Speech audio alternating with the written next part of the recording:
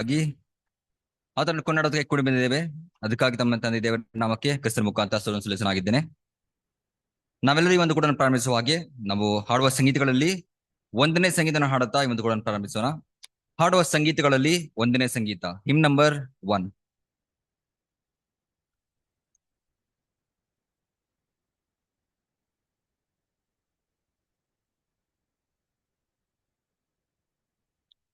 ಕಾವೆಲ್ಲ ಕಾಟಾಗೆ ಉತ್ಸಾಹವಾಗಿ ಎತ್ತಾಲಿ ತಾಮ್ರಮಹಾಶ ದೋಡನೆ ಸ್ತೋತ್ರಾಡಿ ಸೇವೆ ಮಾಡಲಿ ಯೆಹೋವನ ನಾಮ ದೇವಾ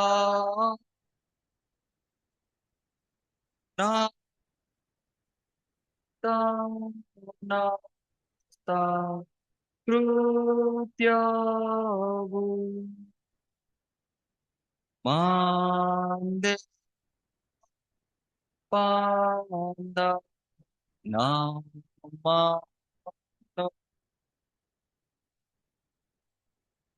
ಪಾಡಿ ಮೇ ಸುವಾ ದೇವ ಪ್ರವೇಶಿಸಿ ವೀಣಾ ಜಾಬ ಮಾಡಿ ದಾಮ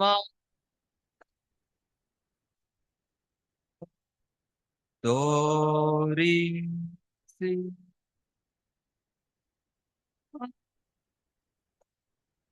ತಪ್ಪಾದಿ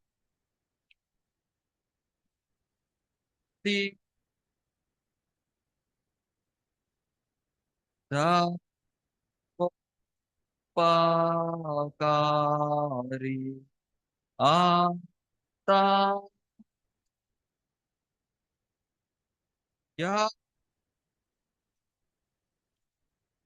ಕೃಪಾ ಪೂರ್ಣ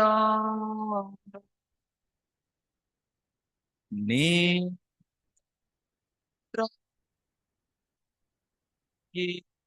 ನೇಲು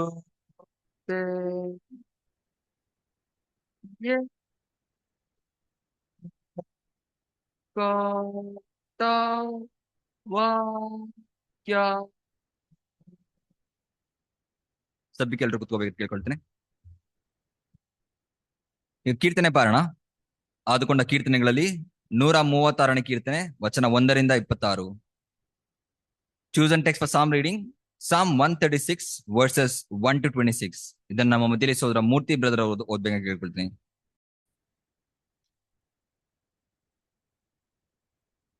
வாசிக்க வேண்டிய சங்கீதம் 136 வசனம் 1 26 வரை. தேவனுடைய வாக்கியத்தை கேளுங்கள். கர்த்தரை துதியுங்கள், அவர் நல்லவர், அவர் கிருபை என்றும் உள்ளது. தேவாதி தேவனை துதியுங்கள், அவர் கிருபை என்றும் உள்ளது. கர்த்தாதி கர்த்தரை துதியுங்கள், அவர் கிருபை என்றும் உள்ளது. ஒருவராய் பெரிய அதிசயங்களை செய்கிறவரை துதியுங்கள், அவர் கிருபை என்றும் உள்ளது. வானங்களை ஞானமாய் உண்டாக்கினவரை துதியுங்கள், அவர் கிருபை என்றும் உள்ளது. தண்ணீர்களுக்கு மேலே பூமியை பரப்பினவரை துதியுங்கள், அவர் கிருபை என்றும் உள்ளது. பெரிய சுடர்களை உண்டாக்கினவரை துதியுங்கள், அவர் கிருபை என்றும் உள்ளது. பகலில் ஆள சூரியனை படைத்தவரை துதியுங்கள், அவர் கிருபை என்றும் உள்ளது. இரவில் ஆள சந்திரனையும் நட்சத்திரங்களையும் படைத்தவரை துதியுங்கள், அவர் கிருபை என்றும் உள்ளது. எகிப்தியருடைய தலைச்சன்களை சங்கரித்தவரை துதியுங்கள், அவர் கிருபை என்றும் உள்ளது. அவர்கள் நடுவிலிருந்து இஸ்ரவேலை புறப்பட பண்ணினவரை துதியுங்கள், அவர் கிருபை என்றும் உள்ளது. பலத்த கையினாலும் ஓங்கிய புயத்தினாலும் அதை செய்தவரை துதியுங்கள், அவர் கிருபை என்றும் உள்ளது. சிவந்த சமுத்திரத்தை இரண்டாக பிரித்தவரை துதியுங்கள், அவர் கிருபை என்றும் உள்ளது. அதன் நடுவே இஸ்ரவேலை கடந்து போக பண்ணினவரை துதியுங்கள், அவர் கிருபை என்றும் உள்ளது. பார்வேனையும் அவன் சேனைகளையும் சிவந்த சமுத்திரத்தில் கவிழ்த்து போட்டவரை துதியுங்கள், அவர் கிருபை என்றும் உள்ளது. தம்முடைய ஜனங்களை வனாந்தரத்தில் நடத்தினவரை துதியுங்கள், அவர் கிருபை என்றும் உள்ளது. பெரிய ராஜாக்களை சங்கரித்தவரை துதியுங்கள், அவர் கிருபை என்றும் உள்ளது. பிரபலமான ராஜாக்களை அழித்தவரை துதியுங்கள், அவர் கிருபை என்றும் உள்ளது. எமோரியரின் ராஜாவாகிய சீகோனை அழித்தவரை துதியுங்கள், அவர் கிருபை என்றும் உள்ளது. பாசானின் ராஜாவாகிய ஓகை அழித்தவரை துதியுங்கள், அவர் கிருபை என்றும் உள்ளது. அவள் தேசத்தை சுதந்திரமாக தந்தவரை துதியுங்கள், அவர் கிருபை என்றும் உள்ளது. அதை தம்முடைய தாசனாகி இஸ்ரவேலுக்கு சுதந்திரமாகவே தந்தவரை துதியுங்கள், அவர் கிருபை என்றும் உள்ளது. நம்முடைய தாழ்வில் நம்மை நினைத்தவரை துதியுங்கள், அவர் கிருபை என்றும் உள்ளது. நம்முடைய சத்துருக்களின் கையிலிருந்து நம்மை விடுதலை பண்ணினவரை துதியுங்கள், அவர் கிருபை என்றும் உள்ளது. மாம்ச தேகமுள்ள யாவுக்கும் ஆகாரம் கொடுக்கிறவரை துதியுங்கள், அவர் கிருபை என்றும் உள்ளது. பரலோகத்தின் தேவனை துதியுங்கள், அவர் கிருபை என்றும் உள்ளது. ಆಮೆನ್. ಈಗ ನಮ್ಮ ಮಧ್ಯದಲ್ಲಿ ಪ್ರಾರ್ಥನೆ ಮಾಡುವಂತೆ ಸೋದರ ಡೇವಿಡ್ ಥಾಮ್ಸನ್ ಅನ್ನು ಕೇಳ್ಕೊಳ್ತೇನೆ. ಪ್ರಾರ್ಥನೆ ಮಾಡೋಣ. ಸದಮನೆಂದು ಎನಿಸಿಕೊಂಡು ಶಾಶ್ವತ ಲೋಕದಲ್ಲಿ ನಿತ್ಯ ನಿವಾಸಿಯಾಗಿ ವಾಸ ಮಾಡ್ತಾ ಇರೋ ನಮ್ಮ ಪರಮ ಪ್ರೀತಿಯ ತಂದೆ ದೇವರೇ, ನಿಮ್ಮ ಒಂದು ನಾಮಕ್ಕೆ ಅನಂತರ ಸ್ತೋತ್ರವಾಗಲಿ. ಹೌದು ದೇವರೇ, ನಮ್ಮನ್ನ ಕಳೆದ ವಾರಗಳೆಲ್ಲ ಕಾದು ಕಾಪಾಡಿ ಎಲ್ಲ ಒಂದು ಗಂಡಾಂತರಗಳಿಂದ ನಮ್ಮನ್ನ ಕಾಪಾಡಿ ನಮ್ಮ ಒಂದು ಜೀವಮಾನ ಕಾಲದಲ್ಲಿ ನಮ್ಗೆ ಇನ್ನೊಂದು ದಿವಸವನ್ನು ಆಶೀರ್ವದಿಸಿ ಕೊಟ್ಟಿದ್ದಕ್ಕೋಸ್ಕರ ನಿಮಗೆ ನಾವು ಸ್ತೋತ್ರಗಳನ್ನು ಹೇಳ್ಕೊಳ್ತೇವೆ ತಂದೆ. ಅದೇ ರೀತಿಯಲ್ಲಿ ಈ ಒಂದು ದಿವಸದಲ್ಲಿ ನೀವು ನಮಗೆ ಕೊಡ್ಲಿಕ್ಕಿರುವ ಒಂದು ಪಾಠಕ್ಕೋಸ್ಕರ ನಿಮಗೆ ನಾವು ಸ್ತೋತ್ರಗಳನ್ನು ಹೇಳಿಕೊಳ್ಳುತ್ತೇವೆ. ಮಾತಾಡುವಂಥ ದಾಸನ ಮೇಲೆ ನಿಮ್ಮ ಒಂದು ದಿವ್ಯ ಆಶೀರ್ವಾದವಿದ್ದು ಅವರ ಒಂದು ಬಾಯಿನ ಮಾತು ಮತ್ತು ಹೃದಯದ ಒಂದು ಜ್ಞಾನವು ಅದು ನಿಮಗೆ ಮೆಚ್ಚುಗೆಯಾದ ರೀತಿಯಲ್ಲಿ ಅದು ಇರುವಂತೆ ಅವ್ರನ್ನ ಆಶೀರ್ವದಿಸಿ ಅವ್ರು ನಡೆಸಬೇಕಂತ ಕೇಳಿಕೊಳ್ಳುತ್ತೇವೆ ತಂದೆ. ಅದೇ ರೀತಿ ಇಲ್ಲಿ ಕೂಡಿರುವ ಒಂದು ಪ್ರತಿಯೊಂದು ಸೋದರ ಮೇಲೆ ನಿಮ್ಮ ಒಂದು ದಿವ್ಯ ಆಶೀರ್ವಾದವಿರಲಿ. ಕೆಲವೊಂದು ವಾಕ್ಯಗಳನ್ನು ನಾವು ಕೇಳಿ ಹಾಗೆ ಬಿಟ್ಟು ಬಿಡದ ಹಾಗೆ ಆ ಒಂದು ಮಾತುಗಳನ್ನು ನಮ್ಮ ಒಂದು ಹೃದಯ ಒಂದು ಅಲಿಗೆಯಲ್ಲಿ ನಾವು ಬರೆದಿಟ್ಟುಕೊಂಡು ಅದನ್ನು ನಮ್ಮ ದಿನನಿತ್ಯದ ಅನುಷ್ಠಾನಕ್ಕೆ ನಾವು ಅದನ್ನು ತರುವ ಹಾಗೆ ನಮಗೆ ಬೇಕಾಗಿರುವ ಒಂದು ಸಕಲ ವಿಧದ ಆತ್ಮೀಕ ರೀತಿಯ ಆಶೀರ್ವಾದಗಳನ್ನು ನಮಗೆ ದಯಪಾಲಿಸಿ ಕೊಟ್ಟು ನಡೆಸಬೇಕಂತ ಕೇಳಿಕೊಳ್ಳುತ್ತೇವೆ ತಂದೆ. ಇದೇ ರೀತಿಯಲ್ಲಿ ಎಲ್ಲ ನಿಮ್ಮ ಒಂದು ಭಕ್ತರು ಮೂರಾಗಿ ಕೂಡಿ ನಿಮ್ಮೊಂದು ನಾಮವನ್ನು ಸ್ಮರಿಸ್ತಾ ಇದ್ದಾರೋ ಅವ್ರಿಗೋಸ್ಕರ ನಿಮ್ಮ ಬಳಿಯಲ್ಲಿ ಬೇಡಿಕೊಳ್ಳುತ್ತಾ ಈ ಒಂದು ಆರಾಧನೆ ಒಂದು ಆದಿಯು ಅಂತ್ಯವು ನೀವಾಗಿದ್ದುಕೊಂಡು ನಡೆಸ್ಕೊಡ್ಬೇಕಂದ್ರೆ ಒಂದು ಪುಟ್ಟ ಪ್ರಾರ್ಥನೆಯನ್ನು ನಿಮ್ಮ ಮಗನು ನಮ್ಮ ರಕ್ಷಕನು ಆಗಿರೋ ಸ್ವಾಮಿ ಮುಖಾಂತರ ಬೇಡಿಕೊಳ್ತೇವೆ ತಂದೆ. ಆಮೇಲೆ ದಿನದ ವೇದ ಪಾಠಕ್ಕೆ ಆರಿಸಿಕೊಂಡ ವೇದ ಭಾಗ ಫಿಲಿಪಿನೇ ಬರೆದ ಪತ್ರಿಕೆ 3ನೇ ಅಧ್ಯಾಯ 10ನೇ ವಚನ. Philip 3rd chapter 10th verse. ಇದನ್ನು ಸಿಸ್ಟರ್ ಸರಳ ಅವರು ಓದ್ಬೇಕಂತ ಕೇಳ್ಕೊಳ್ತೀನಿ.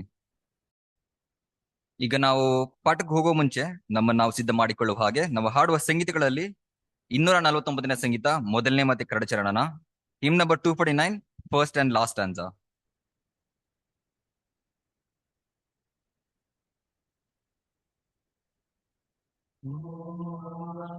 ನಿನ್ನ ವಾಕ್ಯ ಕೇಳೋ ಕೂಡಿ ಬಾಂಧೆವು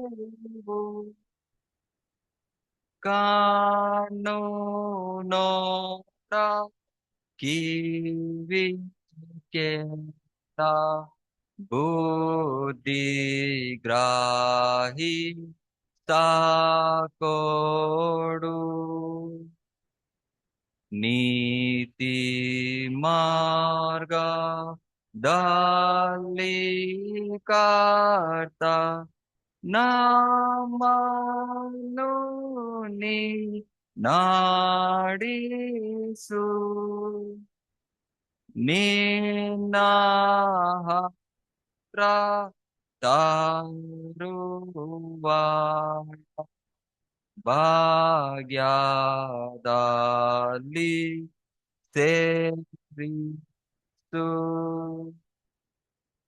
ಈಗ ನಾವು ಓದಿದ ವಾಕ್ಯದ ಆಧಾರದ ಮೇಲೆ ಪವರ್ ಆಫ್ ರಿಸರಕ್ಷನ್, ಪುನರುತ್ಥಾನದ ಶಕ್ತಿ ಎನ್ನುವ ವಿಷಯದ ಬಗ್ಗೆ ನಮ್ಮ ಮಧ್ಯದಲ್ಲಿ ಸರ್ ನಾಗರಾಜ್ ಬೆಳೆದ ದೇವ ಪರಲೋಕದ ತಂದೆ ಯೆಹೋವ ದೇವರ ಪ್ರೀತಿ, ಮತ್ತು ಯೇಸು ಕ್ರಿಸ್ತನ ಕೃಪೆಯಿಂದಾಗಿ ನಮ್ಮ ಜೀವಿತದ ಕಳೆದು ಹೋದ ದಿನಗಳಿಂದ ಈ ದಿನದ ಗಳಿಗೆವರೆಗೂ ಈ ಹೊತ್ತಿನ ಕಾಲದವರೆಗೂ ಕಾಪಾಡಿ ನಡೆಸುತ್ತಾ ಬಂದಿರತಕ್ಕಂಥ ಯೆಹೋವ ದೇವರಿಗೆ, ಆತನ ಮಗನೂ ನಮ್ಮ ರಕ್ಷಕರಾದಂಥ ಯೇಸು ಸ್ವಾಮಿಯ ಮೂಲಕವಾಗಿ ನಾವೆಲ್ಲರೂ ಸ್ತುತಿ ಸ್ತೋತ್ರಗಳನ್ನು ಹೇಳ್ಕೊಳ್ಳುತ್ತಾ, ಮಾತ್ರ ನಾವುಗಳು ಈಗಾಗಲೇ ಯೇಸು ಸ್ವಾಮಿಯ ತ್ಯಾಗ ಬಲಿದಾನಗಳನ್ನ ನಾವು ಏನ್ ಮಾಡಿದ್ದೀವಿ, ಧ್ಯಾನ ಮಾಡಿ, ಅದು ಮಾತ್ರವಲ್ಲದೆ ಸ್ವಾಮಿಯ ಪ್ರೀತಿಯನ್ನು ನೆನೆಸಿ ಆ ಪವಿತ್ರ ಸಂಸ್ಕಾರದಲ್ಲಿ ಭಾಗವಹಿಸಿ ರೊಟ್ಟಿ ಮತ್ತು ದ್ರಾಕ್ಷಾರಸವನ್ನ ತೆಗೆದುಕೊಂಡಿದ್ದು, ಅದು ಮಾತ್ರವಲ್ಲದೆ ಈ ವರ್ಷದಲ್ಲಿ ದೇವರ ಚಿತ್ತದಂತೆ ನಡೆಯುತ್ತೇನೆ ಎಂಬುದಾಗಿ ಕೂಡ ಒಂದು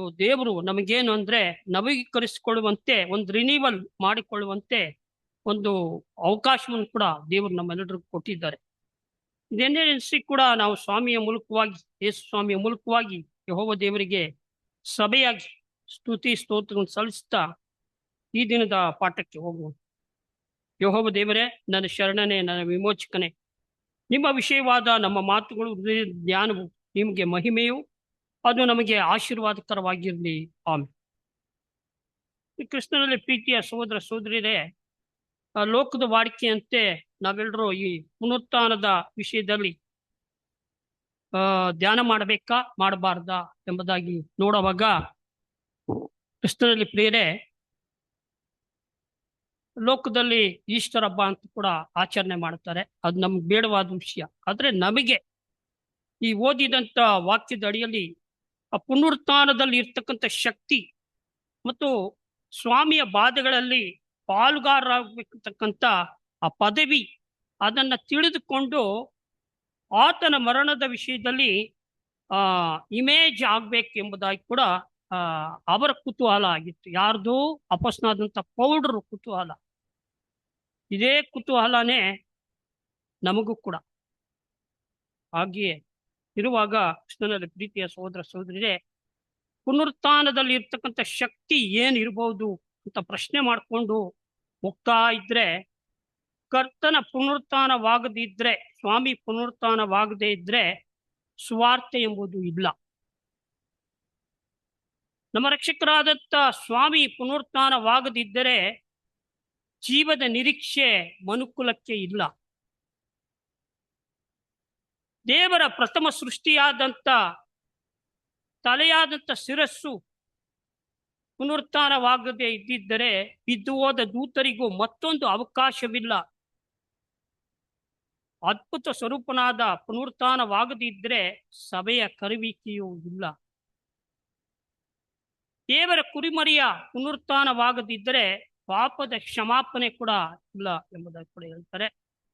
ಮನುಷ್ಯ ಕುಮಾರನ ಪುನರುತ್ಥಾನವಾಗದಿದ್ದರೆ ಇಕ್ಕಟ್ಟಾದ ಮಾರ್ಗವೂ ಇಲ್ಲ, ರಾಜಮಾರ್ಗವೂ ಇಲ್ಲ.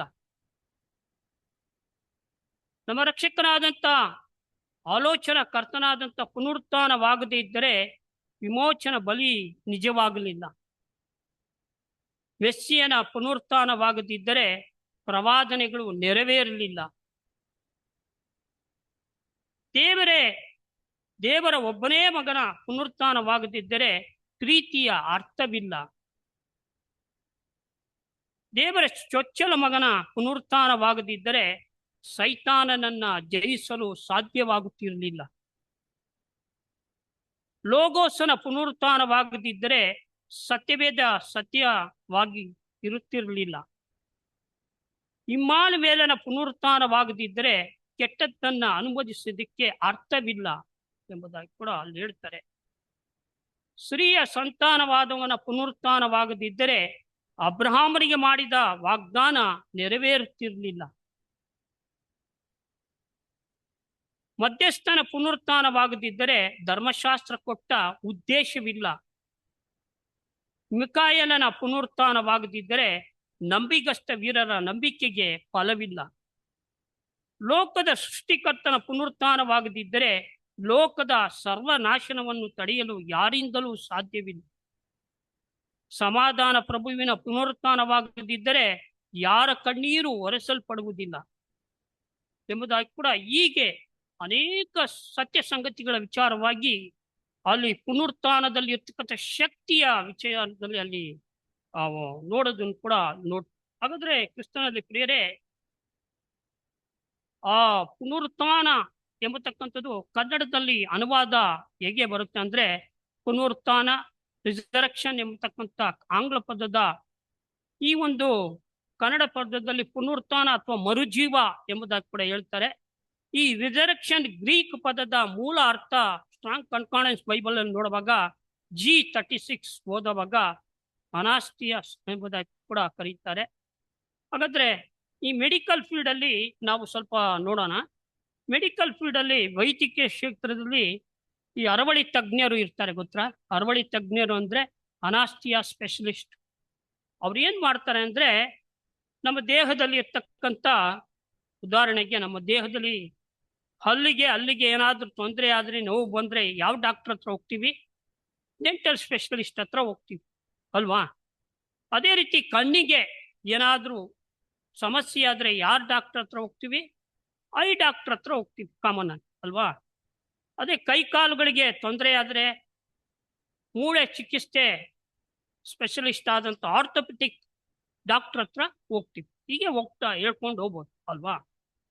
ಹಾಗಾದ್ರೆ ತುಂಬಾ ಗಂಭೀರವಾದಂತ ಸೀರಿಯಸ್ ಕಾಯಿಲೆಗಳಿಗೆ ಕೆಲವೊಮ್ಮೆ ಆಪರೇಷನ್ ಮಾಡಿ ಚಿಕಿತ್ಸೆ ಮಾಡಿ ಆ ಕಾಯಿಲೆಯನ್ನ ಗುಣಪಡಿಸಬೇಕಾದ ಅಂತ ಸಂದರ್ಭಗಳಲ್ಲಿ ಈ ಅರವಳಿ ತಜ್ಞರು ಇರ್ತಾರಲ್ಲ, ಅಂದ್ರೆ ಅನಾಸ್ಟಿಯಾಸ್ಟ್ ಸ್ಪೆಷಲಿಸ್ಟು, ಅವ್ರು ಏನ್ ಮಾಡ್ತಾರೆ ಅಂದ್ರೆ ಅಂತ ನೋಡುವಾಗ ಕೃಷ್ಣನಲ್ಲಿ ಪ್ರಿಯರೇ, ಈ ಗಂಭೀರ ಕಾಯಿಲೆ ಇರುವ ರೋಗಿಗೆ ಆಪರೇಷನ್ ಮಾಡತಕ್ಕಂತ ಸಂದರ್ಭದಲ್ಲಿ ಆ ಕಾಯಿಲೆಗೆ ಸಂಬಂಧಪಟ್ಟಂತ ಅದಕ್ಕೆ ಅನುಗುಣವಾದಂತ, ಅಂದ್ರೆ ಕಾಯಿಲೆ ಸ್ವರೂಪ ಯಾವ ಸ್ವರೂಪದಲ್ಲಿದೆ ಕಾಯಿಲೆ, ಈ ಆಪರೇಷನ್ ಮಾಡುವಾಗ ಎಷ್ಟು ಟೈಮ್ ತಗೊಳುತ್ತೆ ಅಲ್ವಾ, ಎಷ್ಟು ಟೈಮ್ ತಗೊಳುತ್ತೆ, ಇದನ್ನೆಲ್ಲ ಗಮನಿಸಿ ಏನ್ ಮಾಡ್ತಾರೆ ಅಂದ್ರೆ ಅನಾಸ್ಟಿಯಾಸ್ ಡಾಕ್ಟ್ರು ಅದಕ್ಕೆ ತಕ್ಕಂತೆ ಅನಾಸ್ಟಿಯಾಸ್ ಲೋಡ್ ಮಾಡ್ತಾರೆ, ಇಂಜೆಕ್ಷನ್.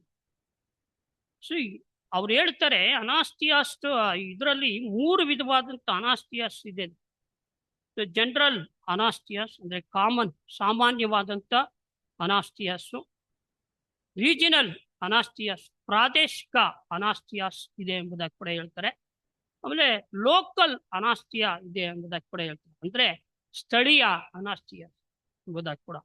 ಇದನ್ನೆಲ್ಲ ಅವರು ವಿಂಗಡಿಸಿ ಹೇಳುವಾಗ ಕೃಷ್ಣನ ಪ್ರಿಯರೇ, ಅವರು ಆ ಒಂದು ಡಾಕ್ಟ್ರು ಆದವರು ಸರಿಯಾದಂತ ರೀತಿಯಲ್ಲಿ ಅದನ್ನ ಆ ಗಂಭೀರವಾದಂತ ಕಾಯಿಲೆಗಳಿಗೆ, ರೋಗಿಗಳಿಗೆ ಅರವಳಿ ತಜ್ಞರು ಏನ್ ಮಾಡ್ತಾರೆ ಅಂದ್ರೆ ಕೆಲವೊಮ್ಮೆ ಚುಚ್ಚುಮದ್ದು ಲೈಕ್ ಇಂಜೆಕ್ಷನ್ ಕೊಟ್ಟು ಗಾಳಿ, ಆಕ್ಸಿಜನ್, ಆಮ್ಲಜನಕ ಅಲ್ವಾ, ಇದು ಜೀವಿಗಳ ಉಸಿರಾಟಕ್ಕೆ ಅಗತ್ಯವಾದ ಬಣ್ಣರಹಿತವಾದ, ವಾಸನೆ ಇಲ್ಲದ ಮತ್ತು ರುಚಿ ಇಲ್ಲದ ಅನಿಲವಾಗಿದೆ. ಯಾವುದೋ ಈ ಆಮ್ಲಜನಕ, ಆಕ್ಸಿಜನ್.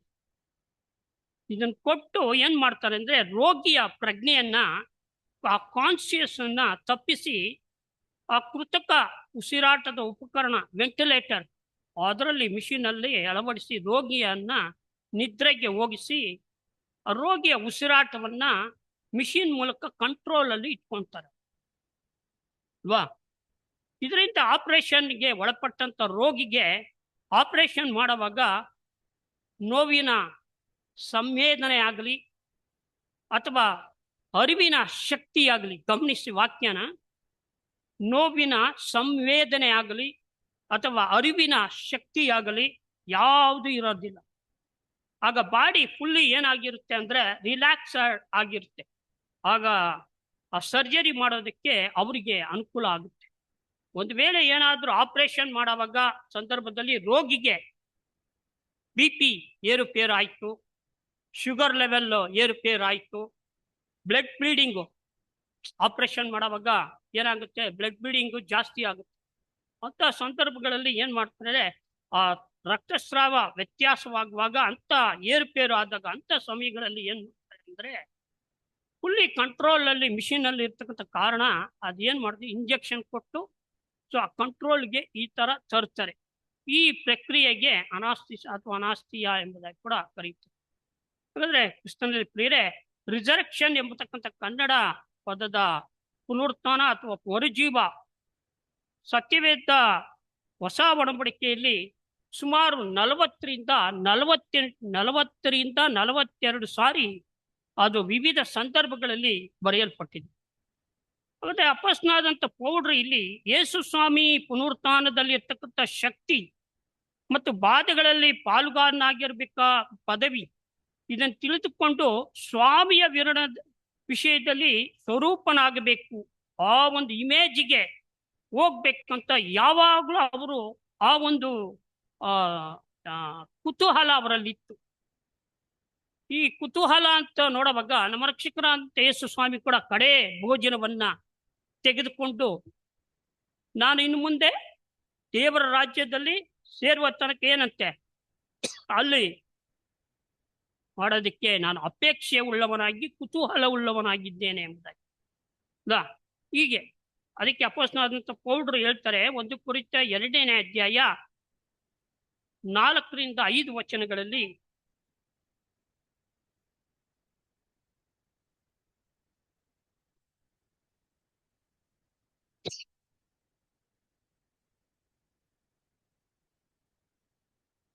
ಮನವೊಲಿಸುವ ಜ್ಞಾನ ವಾಕ್ಯಗಳನ್ನು ನಾನು ಪ್ರಯೋಗಿಸದೆ ದೇವರಾತ್ಮನ ಬಲವನ್ನು ತೋರ್ಪಡಿಸುವ ವಾಕ್ಯಗಳನ್ನೇ ಪ್ರಯೋಗಿಸಿದ್ದೇನೆ.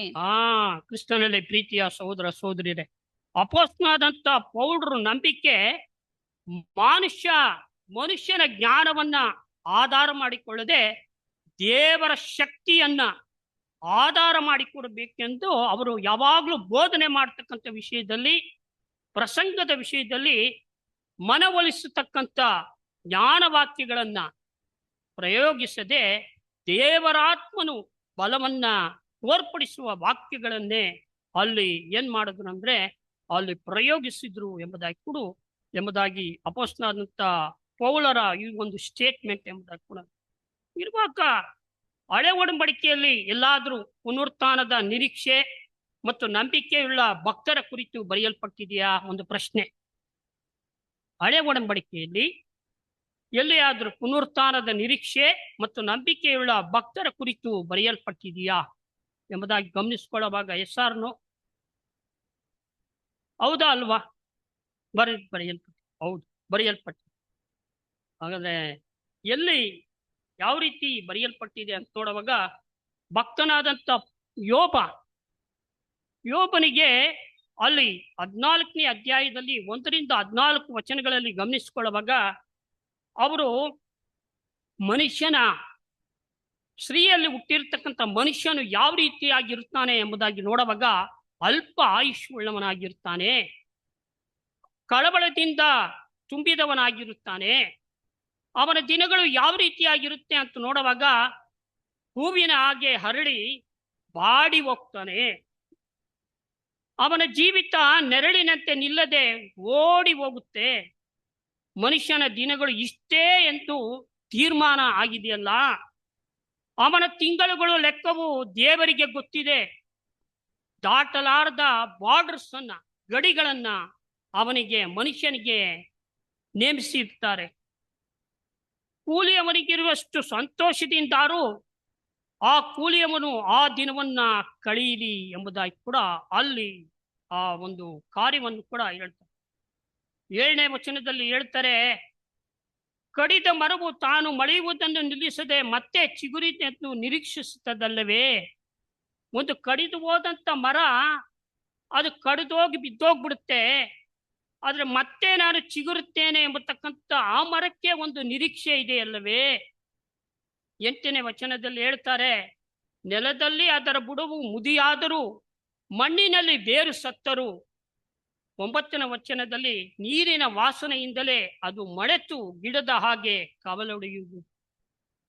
ಆಕಾಶವು 12ನೇ ವಚನ, ಆಕಾಶವು ಅಳಿದು ಹೋಗುವ ತನಕ ಅವರು ನಿದ್ರೆಯಿಂದ ತಿಳಿಯುವುದಿಲ್ಲ, ಎಬ್ಬಿಸಲ್ಪಡುವುದಿಲ್ಲ. ಈ ಸ್ಥಿತಿಯಲ್ಲಿ ಇರ್ತಕ್ಕಂಥ ಮನುಷ್ಯನಿಗೆ ಒಂದು ನಿರೀಕ್ಷೆ ಇದೆ ಎಂಬುದಾಗಿ ಕೂಡ ಯೋಬನು ಅಲ್ಲಿ ಹೇಳೋದನ್ನು ಕೂಡ ನೋಡಿ.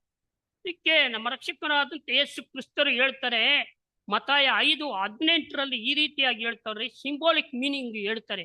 ಮತ್ತಾಯ 5ನೇ ಅಧ್ಯಾಯ 18ನೇ ವಚನ, ನಿಮಗೆ ಸತ್ಯವಾಗಿ ಹೇಳುತ್ತೇನೆ, ಆಕಾಶವು ಭೂಮಿಯು ಅಳಿದು ಹೋಗುವ ತನಕ ಧರ್ಮಶಾಸ್ತ್ರವೆಲ್ಲ ನೆರವೇರಿದ ಹೊರತು ಅದರೊಳಗಿಂದ ಒಂದು ಸೊನ್ನೆಯಾದರೂ ಒಂದು ಗುಡಿಸಾದರೂ ಅಳಿದು ಹೋಗಲಾರದು. ಏನ್ ನಮ್ಗೆ ಗೊತ್ತಿದೆ ಇದು. ಮತ್ತಾಯ 5ನೇ ಅಧ್ಯಾಯ 18ನೇ ವಚನದ ಸಿಂಬೋಲಿಕ್ ಮೀನಿಂಗ್ ಏನಪ್ಪಾ ಇದಂದ್ರೆ, ಈಗಿರ್ತಕ್ಕಂಥ ದುಷ್ಟಲೋಕದ ವ್ಯವಸ್ಥೆಗಳಾದಂಥ ಯಾವುದು, ಸೋಷಿಯಲ್, ಸಾಮಾಜಿಕ, ಫೈನಾನ್ಷಿಯಲ್, ಆರ್ಥಿಕ, ರಿಲಿಜಿಯನ್ ಪವರ್, ಧಾರ್ಮಿಕ, ಪೊಲಿಟಿಕಲ್ ಪವರ್, ರಾಜಕೀಯ ಏರುಪೇರು ಆಗ್ತಾ ಇದೆ, ಅಲ್ಲಾಡ್ತಾ ಇದೆ. ಇವತ್ತಿನ ದಿವಸ ಅದೆಷ್ಟೇ ದೊಡ್ಡ ಶಕ್ತಿ ಆಗಿರ್ಲಿ, ಅದು ಇವತ್ತೇನಾಗ್ತಾ ಇದೆ ಕಡೆ ದಿನಗಳಲ್ಲಿ ಕ್ರಿಸ್ತನಲ್ಲಿ ಪ್ರೀತಿಯ ಸಹೋದರ ಸಹೋದರಿಯರೇ, ಅದು ಏರುಪೇರು ಆಗ್ತಾ ಇದೆ, ಬಿದ್ದೋಗ್ತಾ ಇದೆ ಅಂತ ಒಂದು ಜ್ಞಾಪಕಕ್ಕೆ ತರುತ್ತಾರೆ. ಆದರೂ ಕೂಡ ದೇವರ ವಾಕ್ಯ ಏನ್ ಹೇಳುತ್ತೆ, ಒಂದು ಗುಡುಸಾದ್ರೂ ಒಂದು ಸೊನ್ನೆ ಆದ್ರೂ ಕೂಡ ಅದು ನೆರವೇರಿಸದೆ ಬಿಡುವುದಿಲ್ಲ ಎಂಬುದಾಗಿ ಕೂಡ ಹೇಳುತ್ತೆ. ಇಂಥ ದೇವರನ್ನ ಆರಾಧನೆ ಮಾಡುವುದಕ್ಕೆ ಬಂದಿರತಕ್ಕಂಥ ನಾವು ನೀವುಗಳು ಧನ್ಯರಲ್ವಾ ಎಂಬುದಾಗಿ ಕೂಡ ಯೋಚನೆ. 14ನೇ ವಚನದಲ್ಲಿ ನಾವು ನೋಡಿದ ಹಾಗೆ ಕ್ರಿಸ್ತನಲ್ಲಿ ಪ್ರಿಯರೇ, ಯೋಬ 14ನೇ ಅಧ್ಯಾಯದ 16ನೇ ವಚನದಲ್ಲಿ ಒಬ್ಬ ಮನುಷ್ಯನು ಸತ್ತು ಪುನಃ ಬದುಕಾನೆ ಎಂಬುದಾಗಿ ಪ್ರಶ್ನೆ ಹಾಕಿಕೊಂಡ ಯೋಬ, ಹಾಗಾಗುವುದಾದ್ರೆ ನನಗೆ ಬಿಡುಗಡೆಯಾಗುವವರೆಗೂ ನನ್ನ ವಾಯಿದೆಯ ದಿನಗಳಲ್ಲಿ ನಾನು ಕಾದುಕೊಂಡಿರುತ್ತೇನೆ. 14ನೇ ವಚನ, ಯೋಬ 14ನೇ ಅಧ್ಯಾಯದ 14ನೇ ವಚನ. ಒಬ್ಬ ಮನುಷ್ಯನು ಸತ್ತು ಪುನಃ ಬದುಕಾನೆ, ಆಗುವುದಾದರೆ ನನಗೆ ಬಿಡುಗಡೆಯಾಗುವವರೆಗೆ ನನ್ನ ವಾಯಿದೆಯ ದಿನಗಳೆಲ್ಲ ಕಾದುಕೊಂಡಿರುವೆನು. ಈ ಒಂದು ನಿರೀಕ್ಷೆ, ಈ ಒಂದು ನಂಬಿಕೆ ಯೋಬನಲ್ಲಿತ್ತು. ಕ್ರಿಸ್ತನಲ್ಲಿ ಪ್ರೀತಿಯ ಸಹೋದರ ಸಹೋದರಿಯರೇ, ಆದರೆ ಅಬ್ರಹಾಮನಿಗೆ ಎಷ್ಟು ವಯಸ್ಸಲ್ಲಿ ಕಾಲಿಂಗ್ ಬರುತ್ತೆ? ಅವರಿಗೆ 75 ಇಯರ್ಸ್ ಅಲ್ಲಿ ಕಾಲಿಂಗ್ ಬರುತ್ತೆ ದೇವರಿಂದ. 86 ವಯಸ್ಸು ಇರುವಾಗ ಆಗರಳೆಂಬತಕ್ಕಂಥ ದಾಸಿಗೆ ಅಬ್ರಹಾಮನಿಂದ ಯಾರು ಹುಟ್ಟುತ್ತಾರೆ?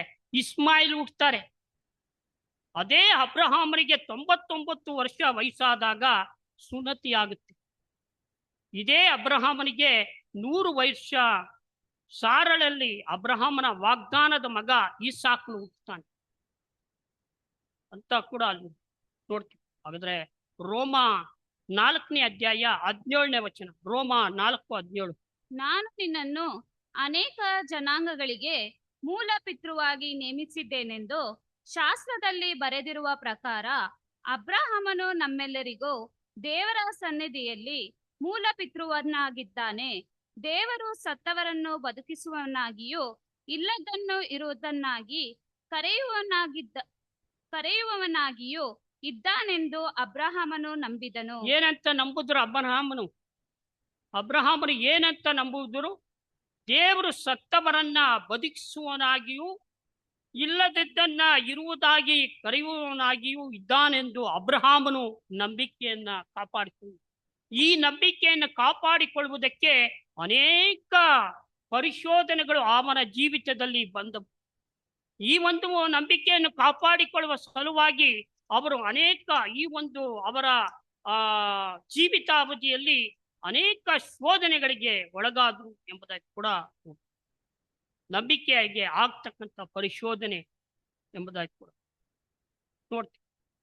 ಯಾಕೋಬನು ತನ್ನ ಉತ್ತರ ಕ್ರಿಯೆಗಳ ವಿಷಯದಲ್ಲಿ ಆಜ್ಞೆ ಕೊಟ್ಟು ಈ ಯೋಸೇಫನ 2 ಮಕ್ಕಳನ್ನ ದತ್ತಿಗೆ ತೆಗೆದುಕೊಂಡು ಬ್ಲೆಸ್ ಮಾಡ್ತಾರೆ. ಅಂತ ಸಂದರ್ಭದಲ್ಲಿ ಏನಾಗುತ್ತೆ ಅಂತ ನೋಡುವಾಗ, ಯಾಕೋಬನು ಐಗುಪ್ತ ದೇಶದಲ್ಲಿ 17 ವರ್ಷ ಇದ್ದು ಟೋಟಲಿ ಅವರ ಜೀವಿತ ಕಾಲವು 147 ವರ್ಷಗಳು ಅಂತ ನೋಡ್ತೀವಿ. ಆದಿಕಾಂಡ 47ನೇ ಅಧ್ಯಾಯದ 29-30. ಆದಿಕಾಂಡ 47ನೇ ಅಧ್ಯಾಯದ 29-30. ಇಸ್ರಾಯೇಲನಿಗೆ ಅವಸನ ಕಾಲ ಸಮೀಪಿಸಿದಾಗ, ಯಾರಿಗೆ? ಯಾಕೋಬನಿಗೆ. ಅವನು ತನ್ನ ಮಗನಾದ ಯೋಸೇಫನನ್ನು ಕರೆಸಿ, ನಿನಗೆ ನನ್ನ ಮೇಲೆ ಪ್ರೀತಿ ಇದ್ದರೆ ನೀನು ನಂಬಿಕೆಯಿಂದಲೂ ಪ್ರೀತಿಯಿಂದಲೂ ನನ್ನ ಮಾತನ್ನು ನಡೆಸಬೇಕು. ಏನೆಂದರೆ ನನಗೆ ಐಗುಪ್ತ ದೇಶದಲ್ಲಿ ಸಮಾಧಿ ಮಾಡಬೇಡವೆಂದು ಕೇಳಿಕೊಳ್ಳುತ್ತೇನೆ. ನಾನು ಪಿತೃಗಳಲ್ಲಿ ಸೇರಿದಾಗ ನನ್ನ ಶವವನ್ನು ಐಗುಪ್ತ ದೇಶದಿಂದ ತೆಗೆದುಕೊಂಡು ಹೋಗಿ ಆ ಪಿತೃಗಳ ಸ್ಮಶಾನ ಭೂಮಿಯಲ್ಲಿಯೇ ಸಮಾಧಿ ಮಾಡಬೇಕು. ಹಾಗೆ ಮಾಡುತ್ತೇನೆಂಬುದಾಗಿ ನೀನು ನನ್ನ ತೊಡೆಯ ಕೆಳಗೆ ಕೈ ಇಟ್ಟು ಪ್ರಮಾಣ ಮಾಡಬೇಕೆಂದು ಹೇಳಲು ಅವನು, ನೀನು ಹೇಳಿದಂತೆಯೇ ಮಾಡುತ್ತೇನೆ ಅಂದನು. 31ನೇ ವಚನ. ಇಸ್ರಾಯೇಲನು ಪ್ರಮಾಣ ಮಾಡು ಅನ್ನಲು ಅವನು ಪ್ರಮಾಣ ಮಾಡಿದನು. ಆಗ ಇಸ್ರಾಯೇಲನು ಮಂಚದ ತಲೆ ದೆಸೆಯಲ್ಲಿ ಬಾಗಿ ದೇವರಿಗೆ ನಮಸ್ಕಾರ ಮಾಡಿದನು. ಈ ರೀತಿಯಾಗಿ ಅಲ್ಲಿ ಯಾಕೋಬನ ವಿಷಯದಲ್ಲಿ ಕೂಡ ಅಲ್ಲಿ ಗಮನಿಸೋದನ್ನು ಕೂಡ ಅಲ್ಲಿ ನೋಡ್ತೀವಿ. ಕ್ರಿಸ್ತನಲ್ಲಿ ಪ್ರೀತಿ ಯಾಕೋಬ.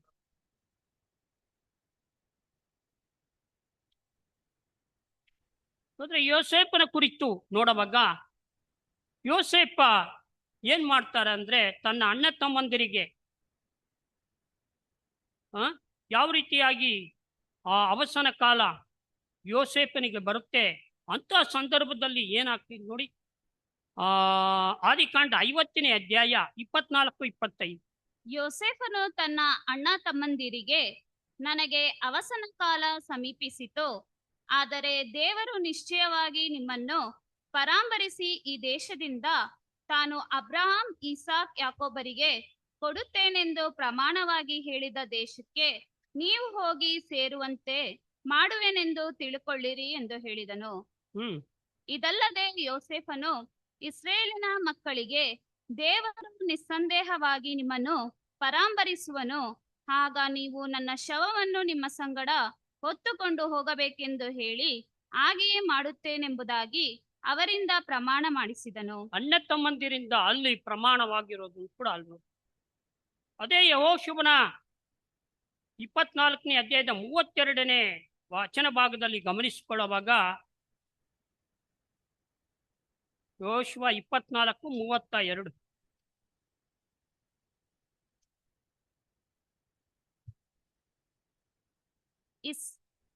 ಇಸ್ರಾಯೇಲ್ಯರು ಐಗುಪ್ತದಿಂದ ತಂದ ಯೋಸೇಫನ ಎಲುಬುಗಳನ್ನು ಯಾಕೋಬನು ಶೆಕೆಮನ ತಂದೆಯಾದ ಹಮೋರನ ಮಕ್ಕಳಿಂದ 100 ವರಹ